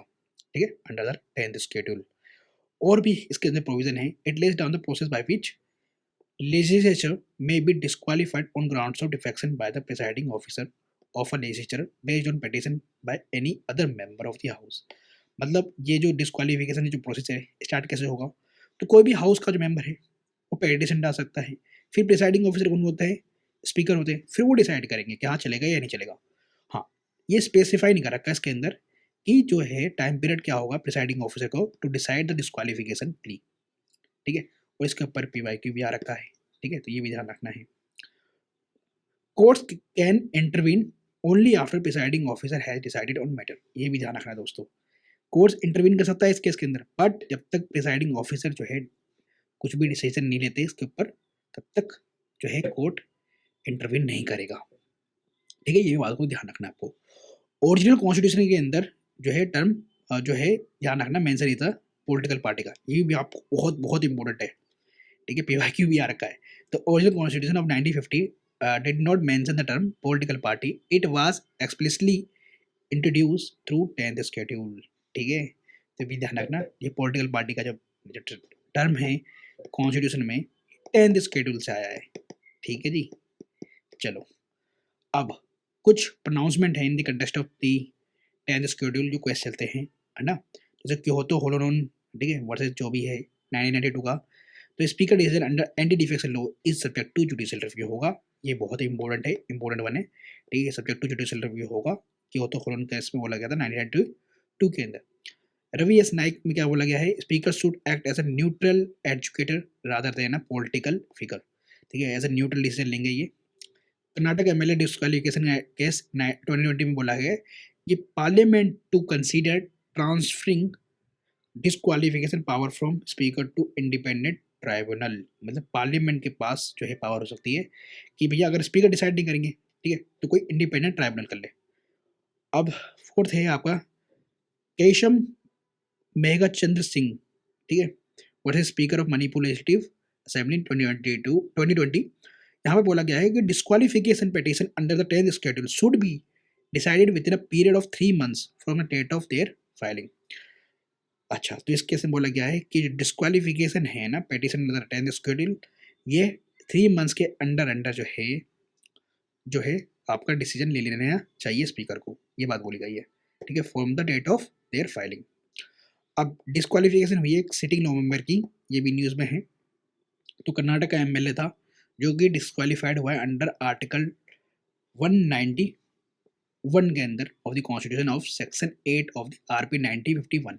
तो ये भी ध्यान रखना है कि डिस्क्वालिफिकेशन सिर्फ 10th शेड्यूल से नहीं होगी, आप आर्टिकल 191 ऑफ द कॉन्स्टिट्यूशन भी हो सकते हो, दैट इज जो सेक्शन है 8 ऑफ द आरपीए का।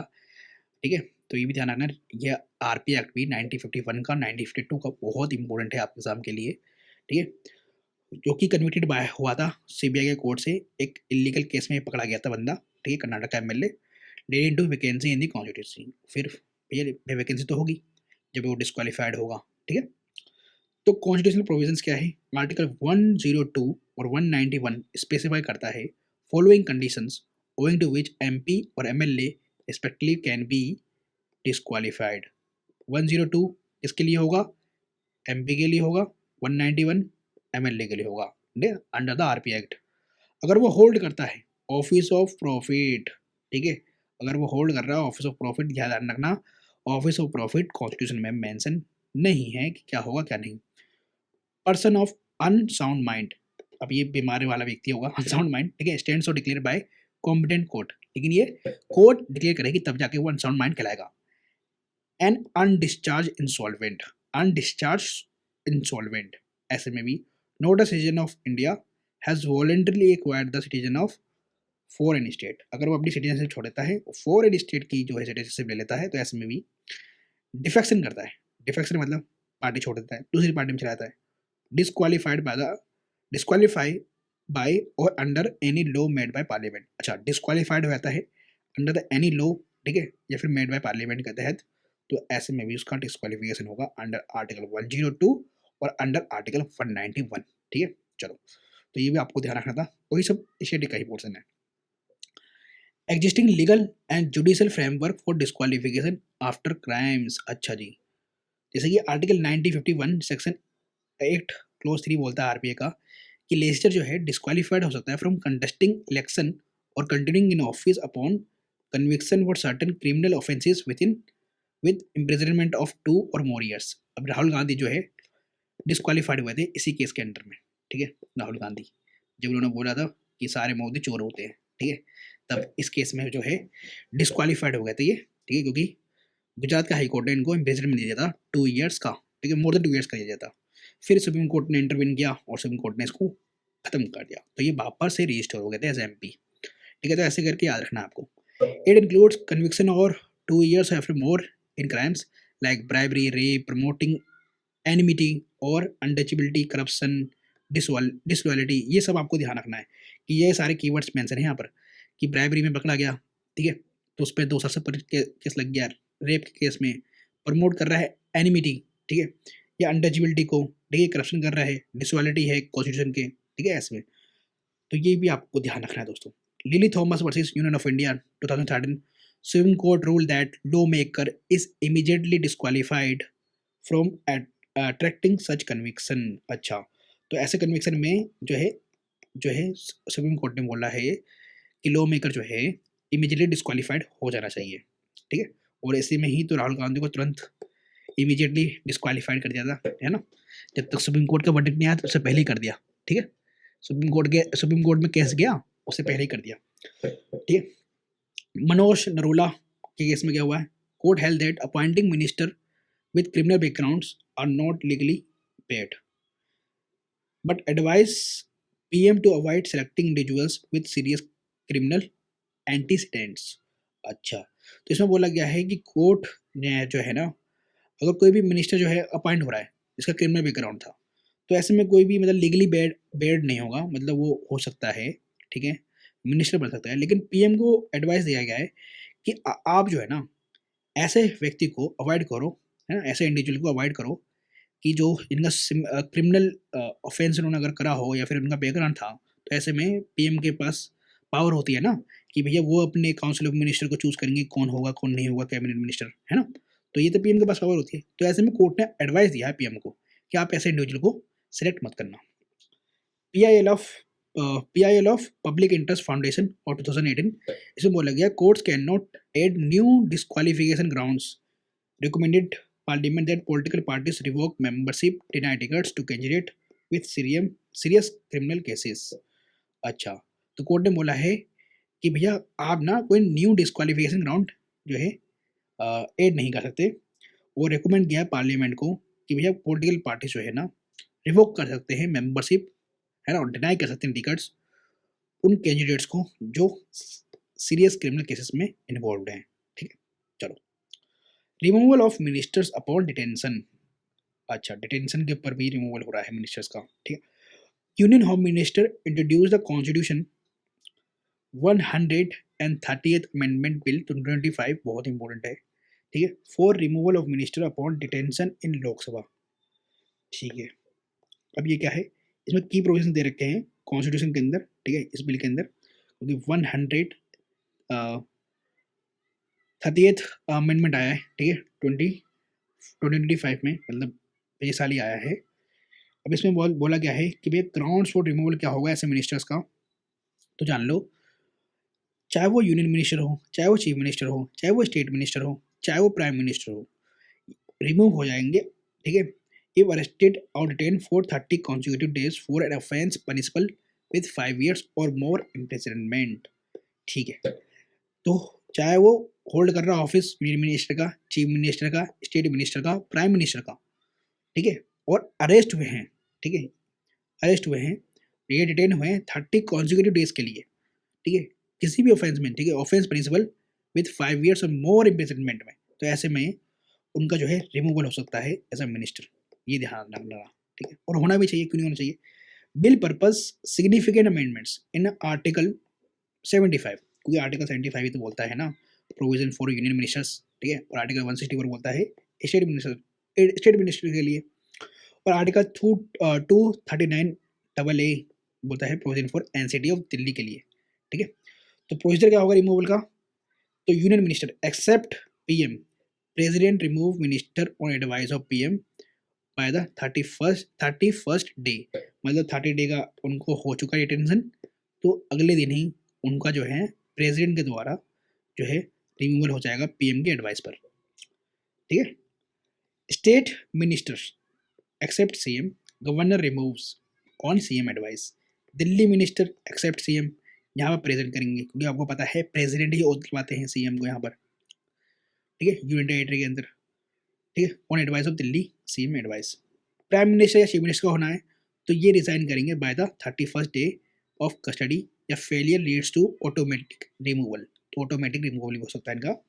रीअपॉइंटमेंट कैसे होगा, no bar on reappointment after release from custody, मतलब कोई बार नहीं है, ठीक है, रीअपॉइंटमेंट के लिए, ठीक है, अगर वो रिलीज हो जाते कस्टडी के लिए, कस्टडी से। अब ये देखो दोस्तों ये प्रोविजन क्यों आया है, आपको पता है दिल्ली के एक चीफ मिनिस्टर थे, ठीक है, कुछ थे, ठीक है, एक एक कुछ, है ना, और इनके कुछ डिप्टी सीएम भी थे, ठीक है, एमएस करके कुछ, इनको जेल हुई थी, ठीक है, तिहाड़ जेल में रहते ये, तो इन्होंने रेजिग्नेशन नहीं दिया था, ठीक है, एज अ सीएम इन्होंने रेजिग्नेशन नहीं दिया था, तो इसलिए ये प्रोविजन लाए गए हैं कि आपको 30 डेज से ऊपर का आपका जो है डिटेंशन हो चुका, ठीक है, आपको जेल में हो और आप रेजिग्नेशन नहीं दे रहे, ठीक है, तो ऐसे के लिए यार प्रोविजन लगाया गया removal of minister upon detention, ठीक है जी।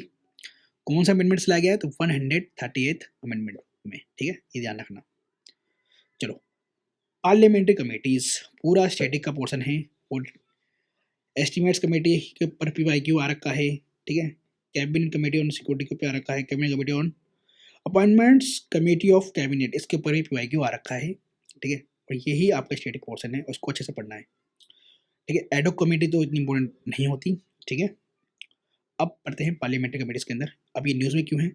Lok Sabha speaker stated that parliamentary committees are not adversarial to the government but act as a supportive or corrective instrument that offer constructive guidance या फिर गाइडेंस, ठीक है, सिंपल बात है कि भैया इन्होंने बोला है कि पार्लियामेंट्री कमिटीज जो है ना कोई एडवर्सरियल नहीं होते गवर्नमेंट के, ठीक है, बट एज अ सपोर्टिव और करेक्टिव इंस्ट्रूमेंट होते हैं, ठीक है, अगर हम कंस्ट्रक्टिव काम करना चाहते हैं पार्लियामेंट के अंदर। तो पार्लियामेंट्री कमिटीज होते क्या है वैसे ये, तो ये अपॉइंट होते हैं, ये इलेक्टेड होते हैं बाय द हाउस या फिर नॉमिनेट होते हैं स्पीकर के द्वारा, and which works under the direction of speaker, तो डायरेक्शन ऑफ स्पीकर के अंडर में ये काम करते हैं। It presents its report to the house और स्पीकर, ये फिर ये अपने रिपोर्ट देंगे हाउस को, स्पीकर को, कि क्या करना चाहिए क्या नहीं करना चाहिए, क्या गलत है क्या सही है। Parliamentary committees have their origins in British parliament, बिल्कुल पुराने टाइम से स्टार्टिंग है। They draw there authority from article 105, ये इम्पोर्टेंट है, आर्टिकल 105 इनको एम्पावर करता है। This with privileges of MPs, article 118 gives parliamentary authority to make rules to regulate its procedure and conduct of house।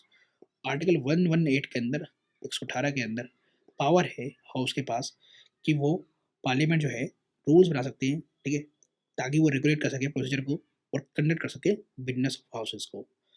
Types of parliamentary committees, तो 2 types की होती है, ad hoc और standing committee. Standing committee are permanent, ad hoc committees are temporary nature. तो ad hoc जो है appointed for specific purposes and cease to exist when they finish task assigned to them, जैसे railway convention committee और standing committee permanent and regular committees होती हैं, ठीक है, क्या होती है, परमानेंट एंड रेगुलर कमेटीज होती हैं, ठीक है, which are constituted from time to time. Example financial committees, committee on subordinate legislation, ठीक है, जैसे फाइनेंशियल कमेटी है, कमेटी और सबॉर्डिनेट लेजिस्लेशन है, ये सब परमानेंट कमेटीज होती हैं। यहाँ कुछ नोट दे रखा है, ad hoc committees setup by parliament and parliamentary department related standing committees review independent regulators in sectors like telecommunication, insurance, electricity, ये सब PYQ है, इसीलिए इन्होंने नोट बना रखा है, ये PYQ है, ठीक है दोस्तों। चलो, details of committee recently in news, जैसे कि estimates committee completed 75 years since formation, largest होती है 3 फाइनेंशियल कमेटीज, ठीक है, largest of the 3 financial committee, जितनी भी हमारी ये तीन फाइनेंशियल कमेटीज हैं उनमें सबसे बड़ी कौन सी कमेटी होती है, एस्टिमेट कमेटी होती है, क्योंकि सबसे ज़्यादा मेंबर्स इसी के अंदर होते हैं, और ये भी UPSC में पूछा हुआ है। अदर कमेटी है committee on public undertaking and public account committee, इसमें 13 लोकसभा के मेंबर होते हैं, और मिनिस्टर जो है एलिजिबल नहीं होते इसके अंदर, ध्यान रखना, मतलब अपॉइंट नहीं होंगे। चेयरपर्सन जो है अपॉइंट कौन करेगा, स्पीकर करेगा, टेन्योर उनका 1 ईयर का होगा, फंक्शन होगा इनका सजेस्ट करना alternative policies for efficiency, examine करना whether expenditure well utilize within policy limits, ठीक है। Consultative committees function under the ministry of parliamentary affairs, याद कर लो। Allocation of business rules 1961 constitute after Lok Sabha election as required, voluntary membership होती है इसके अंदर, मतलब 10 से लेकर 30 MPs होंगे इसके अंदर। 1 MP can be member of only 1, ध्यान रखना, कंसल्टेटिव कमेटी का अगर देखा जाए तो कोई एक MP जो है ना एक ही कंसल्टेटिव कमेटी का मेंबर बन सकता है, ठीक है। MP from both houses nominated by ministry of parliamentary affairs, ये ध्यान रखना कौन अपॉइंट करेंगे यहाँ पर, तो मिनिस्ट्री ऑफ पार्लियामेंट्री अफेयर्स करेंगे। ऑब्जेक्टिव क्या है, informal consultation between the government and MP on policies programmes, ठीक है, तो ध्यान रखना, इनफॉर्मल कंसल्टेशन देते हैं ये between the government and MP on policies programmes. ठीक है, इनफॉर्मल होता है, ये ध्यान रखना आपको। Committee on cabinet committee on security, इसको चेयर कौन करेंगे? सिक्योरिटी है तो प्राइम मिनिस्टर करेंगे, इंपॉर्टेंट वन। ठीक है, और CCS is one of the 8 cabinet committees, ये भी ध्यान रखना है, 8 कैबिनेट कमेटीज में से एक है ये। मेंबर्स कौन होंगे? तो इसके अंदर minister of defence, home minister, finance, external affairs और डिफेंस चीफ्स या फिर सीनियर ऑफिसर्स में अटेंड। ठीक है, फंक्शन क्या होगा? National security, defence, internal security, major security appointments, foreign affairs with security implications. सही बात है भाई, लॉजिकली यही होगा और क्या होगा। कैबिनेट कमेटीज क्या होंगी? एक्स्ट्रा कॉन्स्टिट्यूशनल हैं, provided under transaction of business rules 1961, ये याद करने की जरूरत नहीं है। मेजर कमेटी कौन कौन सी होती है इसमें? Political affairs, economic affairs, appointments chaired by PM, parliamentary committee chaired by defence minister, ये भी ध्यान रखना है। पार्लियामेंट्री अफेयर्स कमेटी को कौन करेंगे चेयर? Defence minister. जो मेजर कमेटी होती है पॉलिटिकल, इकोनॉमिक और अपॉइंटमेंट्स वाली, ये कौन करेंगे? Prime minister. एग्जाम के लिए इंपॉर्टेंट है आपके। Appointments committee of cabinet, ACC. ठीक है, तो ये इसका कंपोजिशन होगा, मतलब पीएम इसके चेयरपर्सन होंगे और होम मिनिस्टर भी होंगे। रिस्पॉन्सिबिलिटी होगी सीनियर गवर्नमेंट अपॉइंटमेंट्स के लिए, मतलब जैसे सिक्योरिटी कौन अपॉइंट होगा, ठीक है, एडिशनल सिक्योरिटी, ये सब है ना। टॉप पोस्ट इन दी पीएसयूज, बैंक्स, इंश्योरेंस कंपनीज में, ऑटोनोमस बॉडीज में, तो ये अपॉइंटमेंट कमेटी देखती है। ठीक है, पंचायत एडवांसमेंट इंडेक्स, अब ये क्या है? तो मिनिस्ट्री ऑफ पंचायती राज ने इंट्रोड्यूस करा है इस इंडेक्स को। अब इंडेक्स बनाने का काम क्या होता है कि हम चाहते हैं कि मतलब पंचायत जो है ना अच्छा वर्क करें, अच्छी परफॉर्मेंस लेकर आए। ठीक है, क्योंकि अगर उनके बीच में कंपटीशन हम ला देंगे ना, तो वो इस कैटेगरी में आने की कोशिश करेंगे। अभी कैटेगरीज क्या है? जैसे अचीवर, जिसके अंदर 0% पंचायत आए हैं अभी तक। एस्पिरेंट्स, जो इसके अंदर 61.2% जो है एस्पिरेंट्स कैटेगरी के अंदर आए हैं। परफॉर्मर कौन है? तो 36% इसके अंदर आए हैं। और फ्रंट रनर कौन है? तो गुजरात ने टॉप करा है with ranking with highest number of panchayat in this category. दुनिया का जो कंसेप्ट है वही है कि multi domain multi sectoral index निकालेंगे, जिसे हम इंडेक्स करेंगे इन सारे पंचायत को ऑन 9 की थीम्स, जैसे पॉवर्टी वगैरह है ना, इन सब के ऊपर। सेकंड है आपका मॉडल यूथ ग्राम सभा, जो कि मिनिस्ट्री ऑफ पंचायत से नहीं निकाली है। ठीक है, तो मिनिस्ट्री आपको हमेशा ध्यान रखना है, क्योंकि मिनिस्ट्री के अंदर खेल कर रहता है यूपीएससी। तो जो मिनिस्ट्री ऑफ पंचायती राज है, इन्होंने कोलैबोरेट करा है मिनिस्ट्री ऑफ एजुकेशन के साथ और मिनिस्ट्री ऑफ ट्राइबल अफेयर्स के साथ, और इन्होंने मॉडल यूथ ग्राम सभा लॉन्च किया है। अब ये क्या है? एक इनिशिएटिव है जो स्ट्रेंथन करेगा जन भागीदारी एंड प्रमोट करेगा पार्टिसिपेटरी लोकल गवर्नेंस को by engaging students in simulated gram sabha sessions.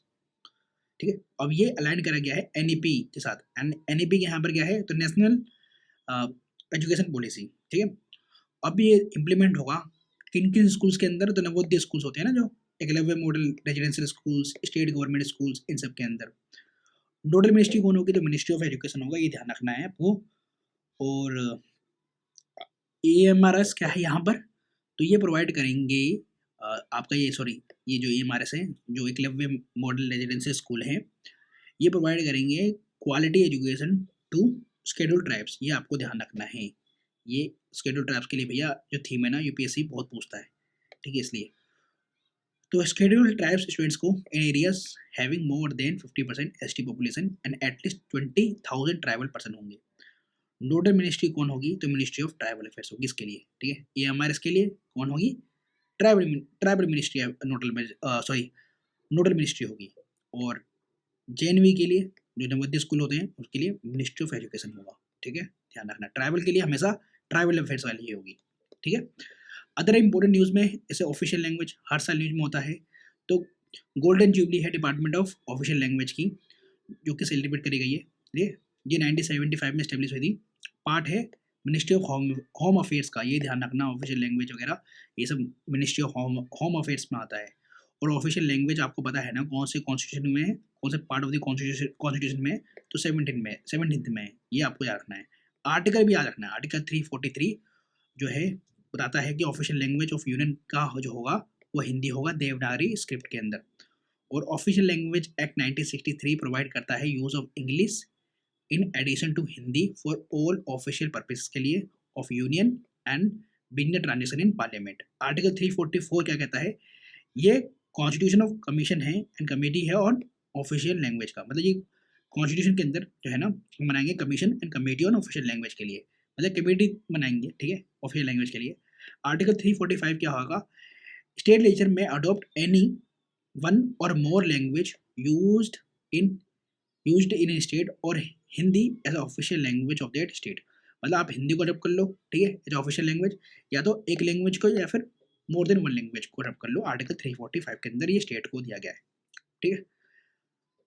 Inter parliamentary union, ये क्या है, Indian Lok Sabha speaker attended 158 inter parliamentary union summit in Tashkent in Uzbekistan, ठीक है। जेनेसिस हुआ था इसका 1889 में। एक स्मॉल ग्रुप ऑफ पार्लियामेंट्रियंस हैं, उनका मिशन है कि हम फैसिलिटेट करेंगे पार्लियामेंट्री डिप्लोमेसी, एम्पावर करेंगे पार्लियामेंट्स को एंड पार्लियामेंट्रियंस को to promote peace, democracy and sustainable development world wide.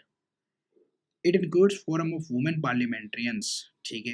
ये ज़्यादा इंपॉर्टेंट नहीं है दोस्तों, बस ठीक है, बस ये ध्यान रखना इंडिया का मेंबर है, उसका हेडक्वार्टर कहाँ है, जिनेवा स्विट्जरलैंड में है, ठीक है। चलो, की terms and initiative in news, जैसे कि money bill and finance bill 2023 में भी इसके ऊपर क्वेश्चन आ चुका है यूपीएससी के अंदर। तो आर्टिकल 117 क्लॉज 1 कहता है, ये कवर करता है matters related to money bills, ठीक है, जो ये आर्टिकल 110 के अंदर है, can be introduce only in Lok Sabha with the president recommendation, ये बात आपको पता ही होगा। क्लोज 3 कहता है bills involving expenditure from consolidated fund of India require prior president's recommendation, ये भी आपको पता होगा, शेटेक का ही पार्ट है। अबाउट फाइनेंस बिल और मनी बिल के बारे में आपको पता होना चाहिए। Finance bill can be introduce only in Lok Sabha, ध्यान रखना, Rajya Sabha can only recommend amendments in bill, it can not amend और रिजेक्ट, यही 2023 का लाइन दे रखा है यहाँ पर, ठीक है। Bill has to be pass by parliament within 75 days of introduction. A finance bill is a money bill, so no joint sitting of two houses is allowed, ठीक है, क्योंकि फाइनेंस बिल एक मनी बिल है तो कोई joint sitting नहीं होगी, ठीक है। With regard to finance bill under article 108, article 109 mention special procedure in respect of money bills. If Lok Sabha does not accept any Rajya Sabha recommendation, money bill is deemed to be passed by both houses in the form of passed by the Lok Sabha without any amendments recommended by Lok Sabha। ये बात आपको पता होगी, शेटे का ही part है कि भाई मनी बिल के अंदर कोई राज्यसभा के पास कोई पावर नहीं होती। प्राइवेट मेंबर्स बिल क्या होता है, private members bill nothing but कि भैया अदर देन मिनिस्टर अगर इंट्रोड्यूस कर रहे हैं इस बिल को तो प्राइवेट मेंबर्स बिल कहलाएगा, ठीक है, कोई भी एमपी कर सकता है, ठीक है। तो एक होगा एमपी जो अदर देन मिनिस्टर होगा, ठीक है, बोथ इलेक्टेड एंड नॉमिनेटेड भी ध्यान रखना, is known as a private members bill. A bill initiated by any such member is called private members bill, ठीक है। तो drafting of such bill is responsibility of the member introducing it, जो introduce कर रहा है उसका ही काम होगा ड्राफ्ट करवाना इसका, है ना। और ये लोकसभा के अंदर कब हो सकता है इंट्रोड्यूस, तो ये भी आपको ध्यान रखना है कि इसके लिए आपको 1 मंथ का नोटिस देना पड़ेगा, ठीक है, before the bill introduction with the permission of the speaker of the Lok Sabha या फिर चेयरमैन, ठीक है। और लोकसभा के अंदर अलॉट होगा last 2.5 hours of business every Friday for consideration and discussion of the bill, मतलब प्राइवेट मेंबर्स बिल को हम हर फ्राइडे लास्ट के 2.5 आवर्स देंगे, ठीक है। राज्यसभा के अंदर 2.5 आवर्स की, मतलब फ्रॉम 2:30 से 5 PM तक ऑन एवरी अल्टरनेट फ्राइडे में। प्राइवेट मेंबर्स बिल जो है private members bill was Muslim Waqf bill 1952 was introduced by Syed Mohammad Ahmad Kazmi, ठीक है, मतलब ये फर्स्ट बिल की बात कर रहा होगा आफ्टर इंडिपेंडेंस, ठीक है। चलो, only 14 private members bill have become law till date and the last such bill was passed in 1970, उसके बाद नहीं हुआ है, ये ध्यान रखना क्योंकि ये भी प्रीलिम्स में पूछा गया है आपसे, ठीक है। एडजमेंट सैनेट है, ये सब पार्लियामेंट्री टूल्स हैं, ठीक है, पार्लियामेंट के 0 RB, क्वेश्चन RB और नेशनल ई विधान एप्लीकेशन, ये आपका करंट के लिए है, ठीक है, तो क्या पता पूछ लें, ध्यान रखना है, तो पढ़ेंगे। अभी एडजमेंट सैनेट क्या होता है, तो said is a laid in term meaning without assigning a day for a further meeting, मतलब हम कोई डे जो है साइन नहीं करेंगे फर्दर मीटिंग के लिए, सैड का मतलब ये होता है। In parliamentary terms it refers to end the session of parliament without sitting a date to reconvene, मतलब हम बता नहीं रहे कि भैया रिकन्वीन कब होगा, ठीक है, हाउस, लेकिन अभी के लिए सेशन एंड कर रहे हैं, मतलब सेशन नहीं, मतलब हाउस एंड कर रहे हैं, ठीक है, सेशन एंड कर रहे हैं। अथॉरिटी, किसकी होगी? द प्रेसाइडिंग ऑफिसर की, कि वो अनाउंस करेंगे, ठीक है, और प्रेसिडेंट इशू करेंगे नोटिफिकेशन ऑन प्रोरोग, ठीक है, कि भैया इसको प्रोरोग करना है या नहीं करना, ये नोटिफिकेशन कौन करेगा? प्रेसिडेंट करेंगे। House officially ending session article 81 85 के अंडर में, ठीक है, मतलब हाउस जो है ऑफिशियली इसको एंड कर सकता है। और प्रिसाइडिंग ऑफिसर कौन होंगे यहाँ पर? तो प्रिसाइडिंग ऑफिसर स्पीकर ही होते हैं, मतलब हाउस के जो भी होंगे। इफेक्ट ऑन पेंडिंग बिल्स, अब इसके ऊपर क्या इम्पैक्ट पड़ेगा, ये भी यूपीएससी ने क्वेश्चन पूछ रखा है। इवन 2024 में भी यूपीएससी ने क्वेश्चन पूछ रखा है कि भैया अगर अचीवमेंट साइड के अंदर इम्पैक्ट क्या होगा पेंडिंग बिल्स के ऊपर, ठीक है, ये पेंडिंग बिल्स के ऊपर। तो all bills that are pending in the same house remain unaffected. तो अचीवमेंट साइड के अंदर कोई इम्पैक्ट नहीं पड़ेगा किसी भी पेंडिंग बिल के ऊपर। मोस्ट नोटिसेस एग्जाम्पल के लिए क्वेश्चंस, मोशंस, रिजोल्यूशन, लैप्स, ये सारे क्वेश्चन जो है लैप्स हो जाएंगे। मस्ट बी री submitted in the next session unless otherwise specified. तो ये सब नोटिस वगैरह जो है ये सब हो जाएंगे लैप्स, लेकिन बिल्स नहीं होंगे, ठीक है। Parliament should meet at least twice a year, ये बात आपको ध्यान रखना है, यूपीएससी ने ये भी क्वेश्चन पूछ रखा है। There is no minimum number of days that parliament is required to meet in an year. ये पीवाईक्यू की लाइन इन्होंने यहाँ पर डाल दी है, मेंशन कर दी है।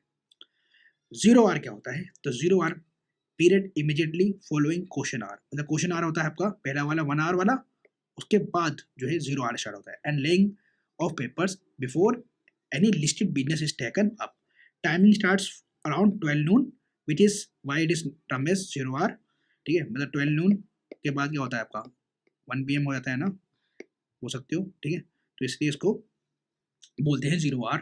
Procedure for raising matter, member must submit notices stating the subject they wish to raise, ठीक है, तो मतलब वो अपना जो प्रोसीजर होगा उनका, अगर कोई मैटर उनको रेज करना है तो उनको नोटिस देना होगा, ठीक है, इस जिस सब्जेक्ट के ऊपर वो देना चाहते हैं, और स्पीकर फिर डिसाइड करेंगे whether to allow the matter to be raised और नॉट। क्वेश्चन आवर क्या होता है? First hour of every parliamentary sitting, जो भी आपका था में, first hour of every parliamentary sitting is slotted for this. During this time, member ask questions and the ministers usually give answers. Simple. ठीक है? 3 kinds of questions. एक होता है स्टेड, एक होता है अनस्टेड और एक होता है शॉर्ट नोटिस। स्टेड वाले में ये डिस्टिंग्विश होता है बाय एन एस्टेरिस्क मार्क और रिक्वायर्स ओरल आंसर, इसके अंदर ओरल आंसर दिया जाता है और इसलिए सप्लीमेंट्री क्वेश्चन जो है अलाउ होता है। अनस्टेड में यहाँ पर रिटर्न आंसर देना होता है और इसलिए सप्लीमेंट्री क्वेश्चन जो है अलाउड नहीं होता है।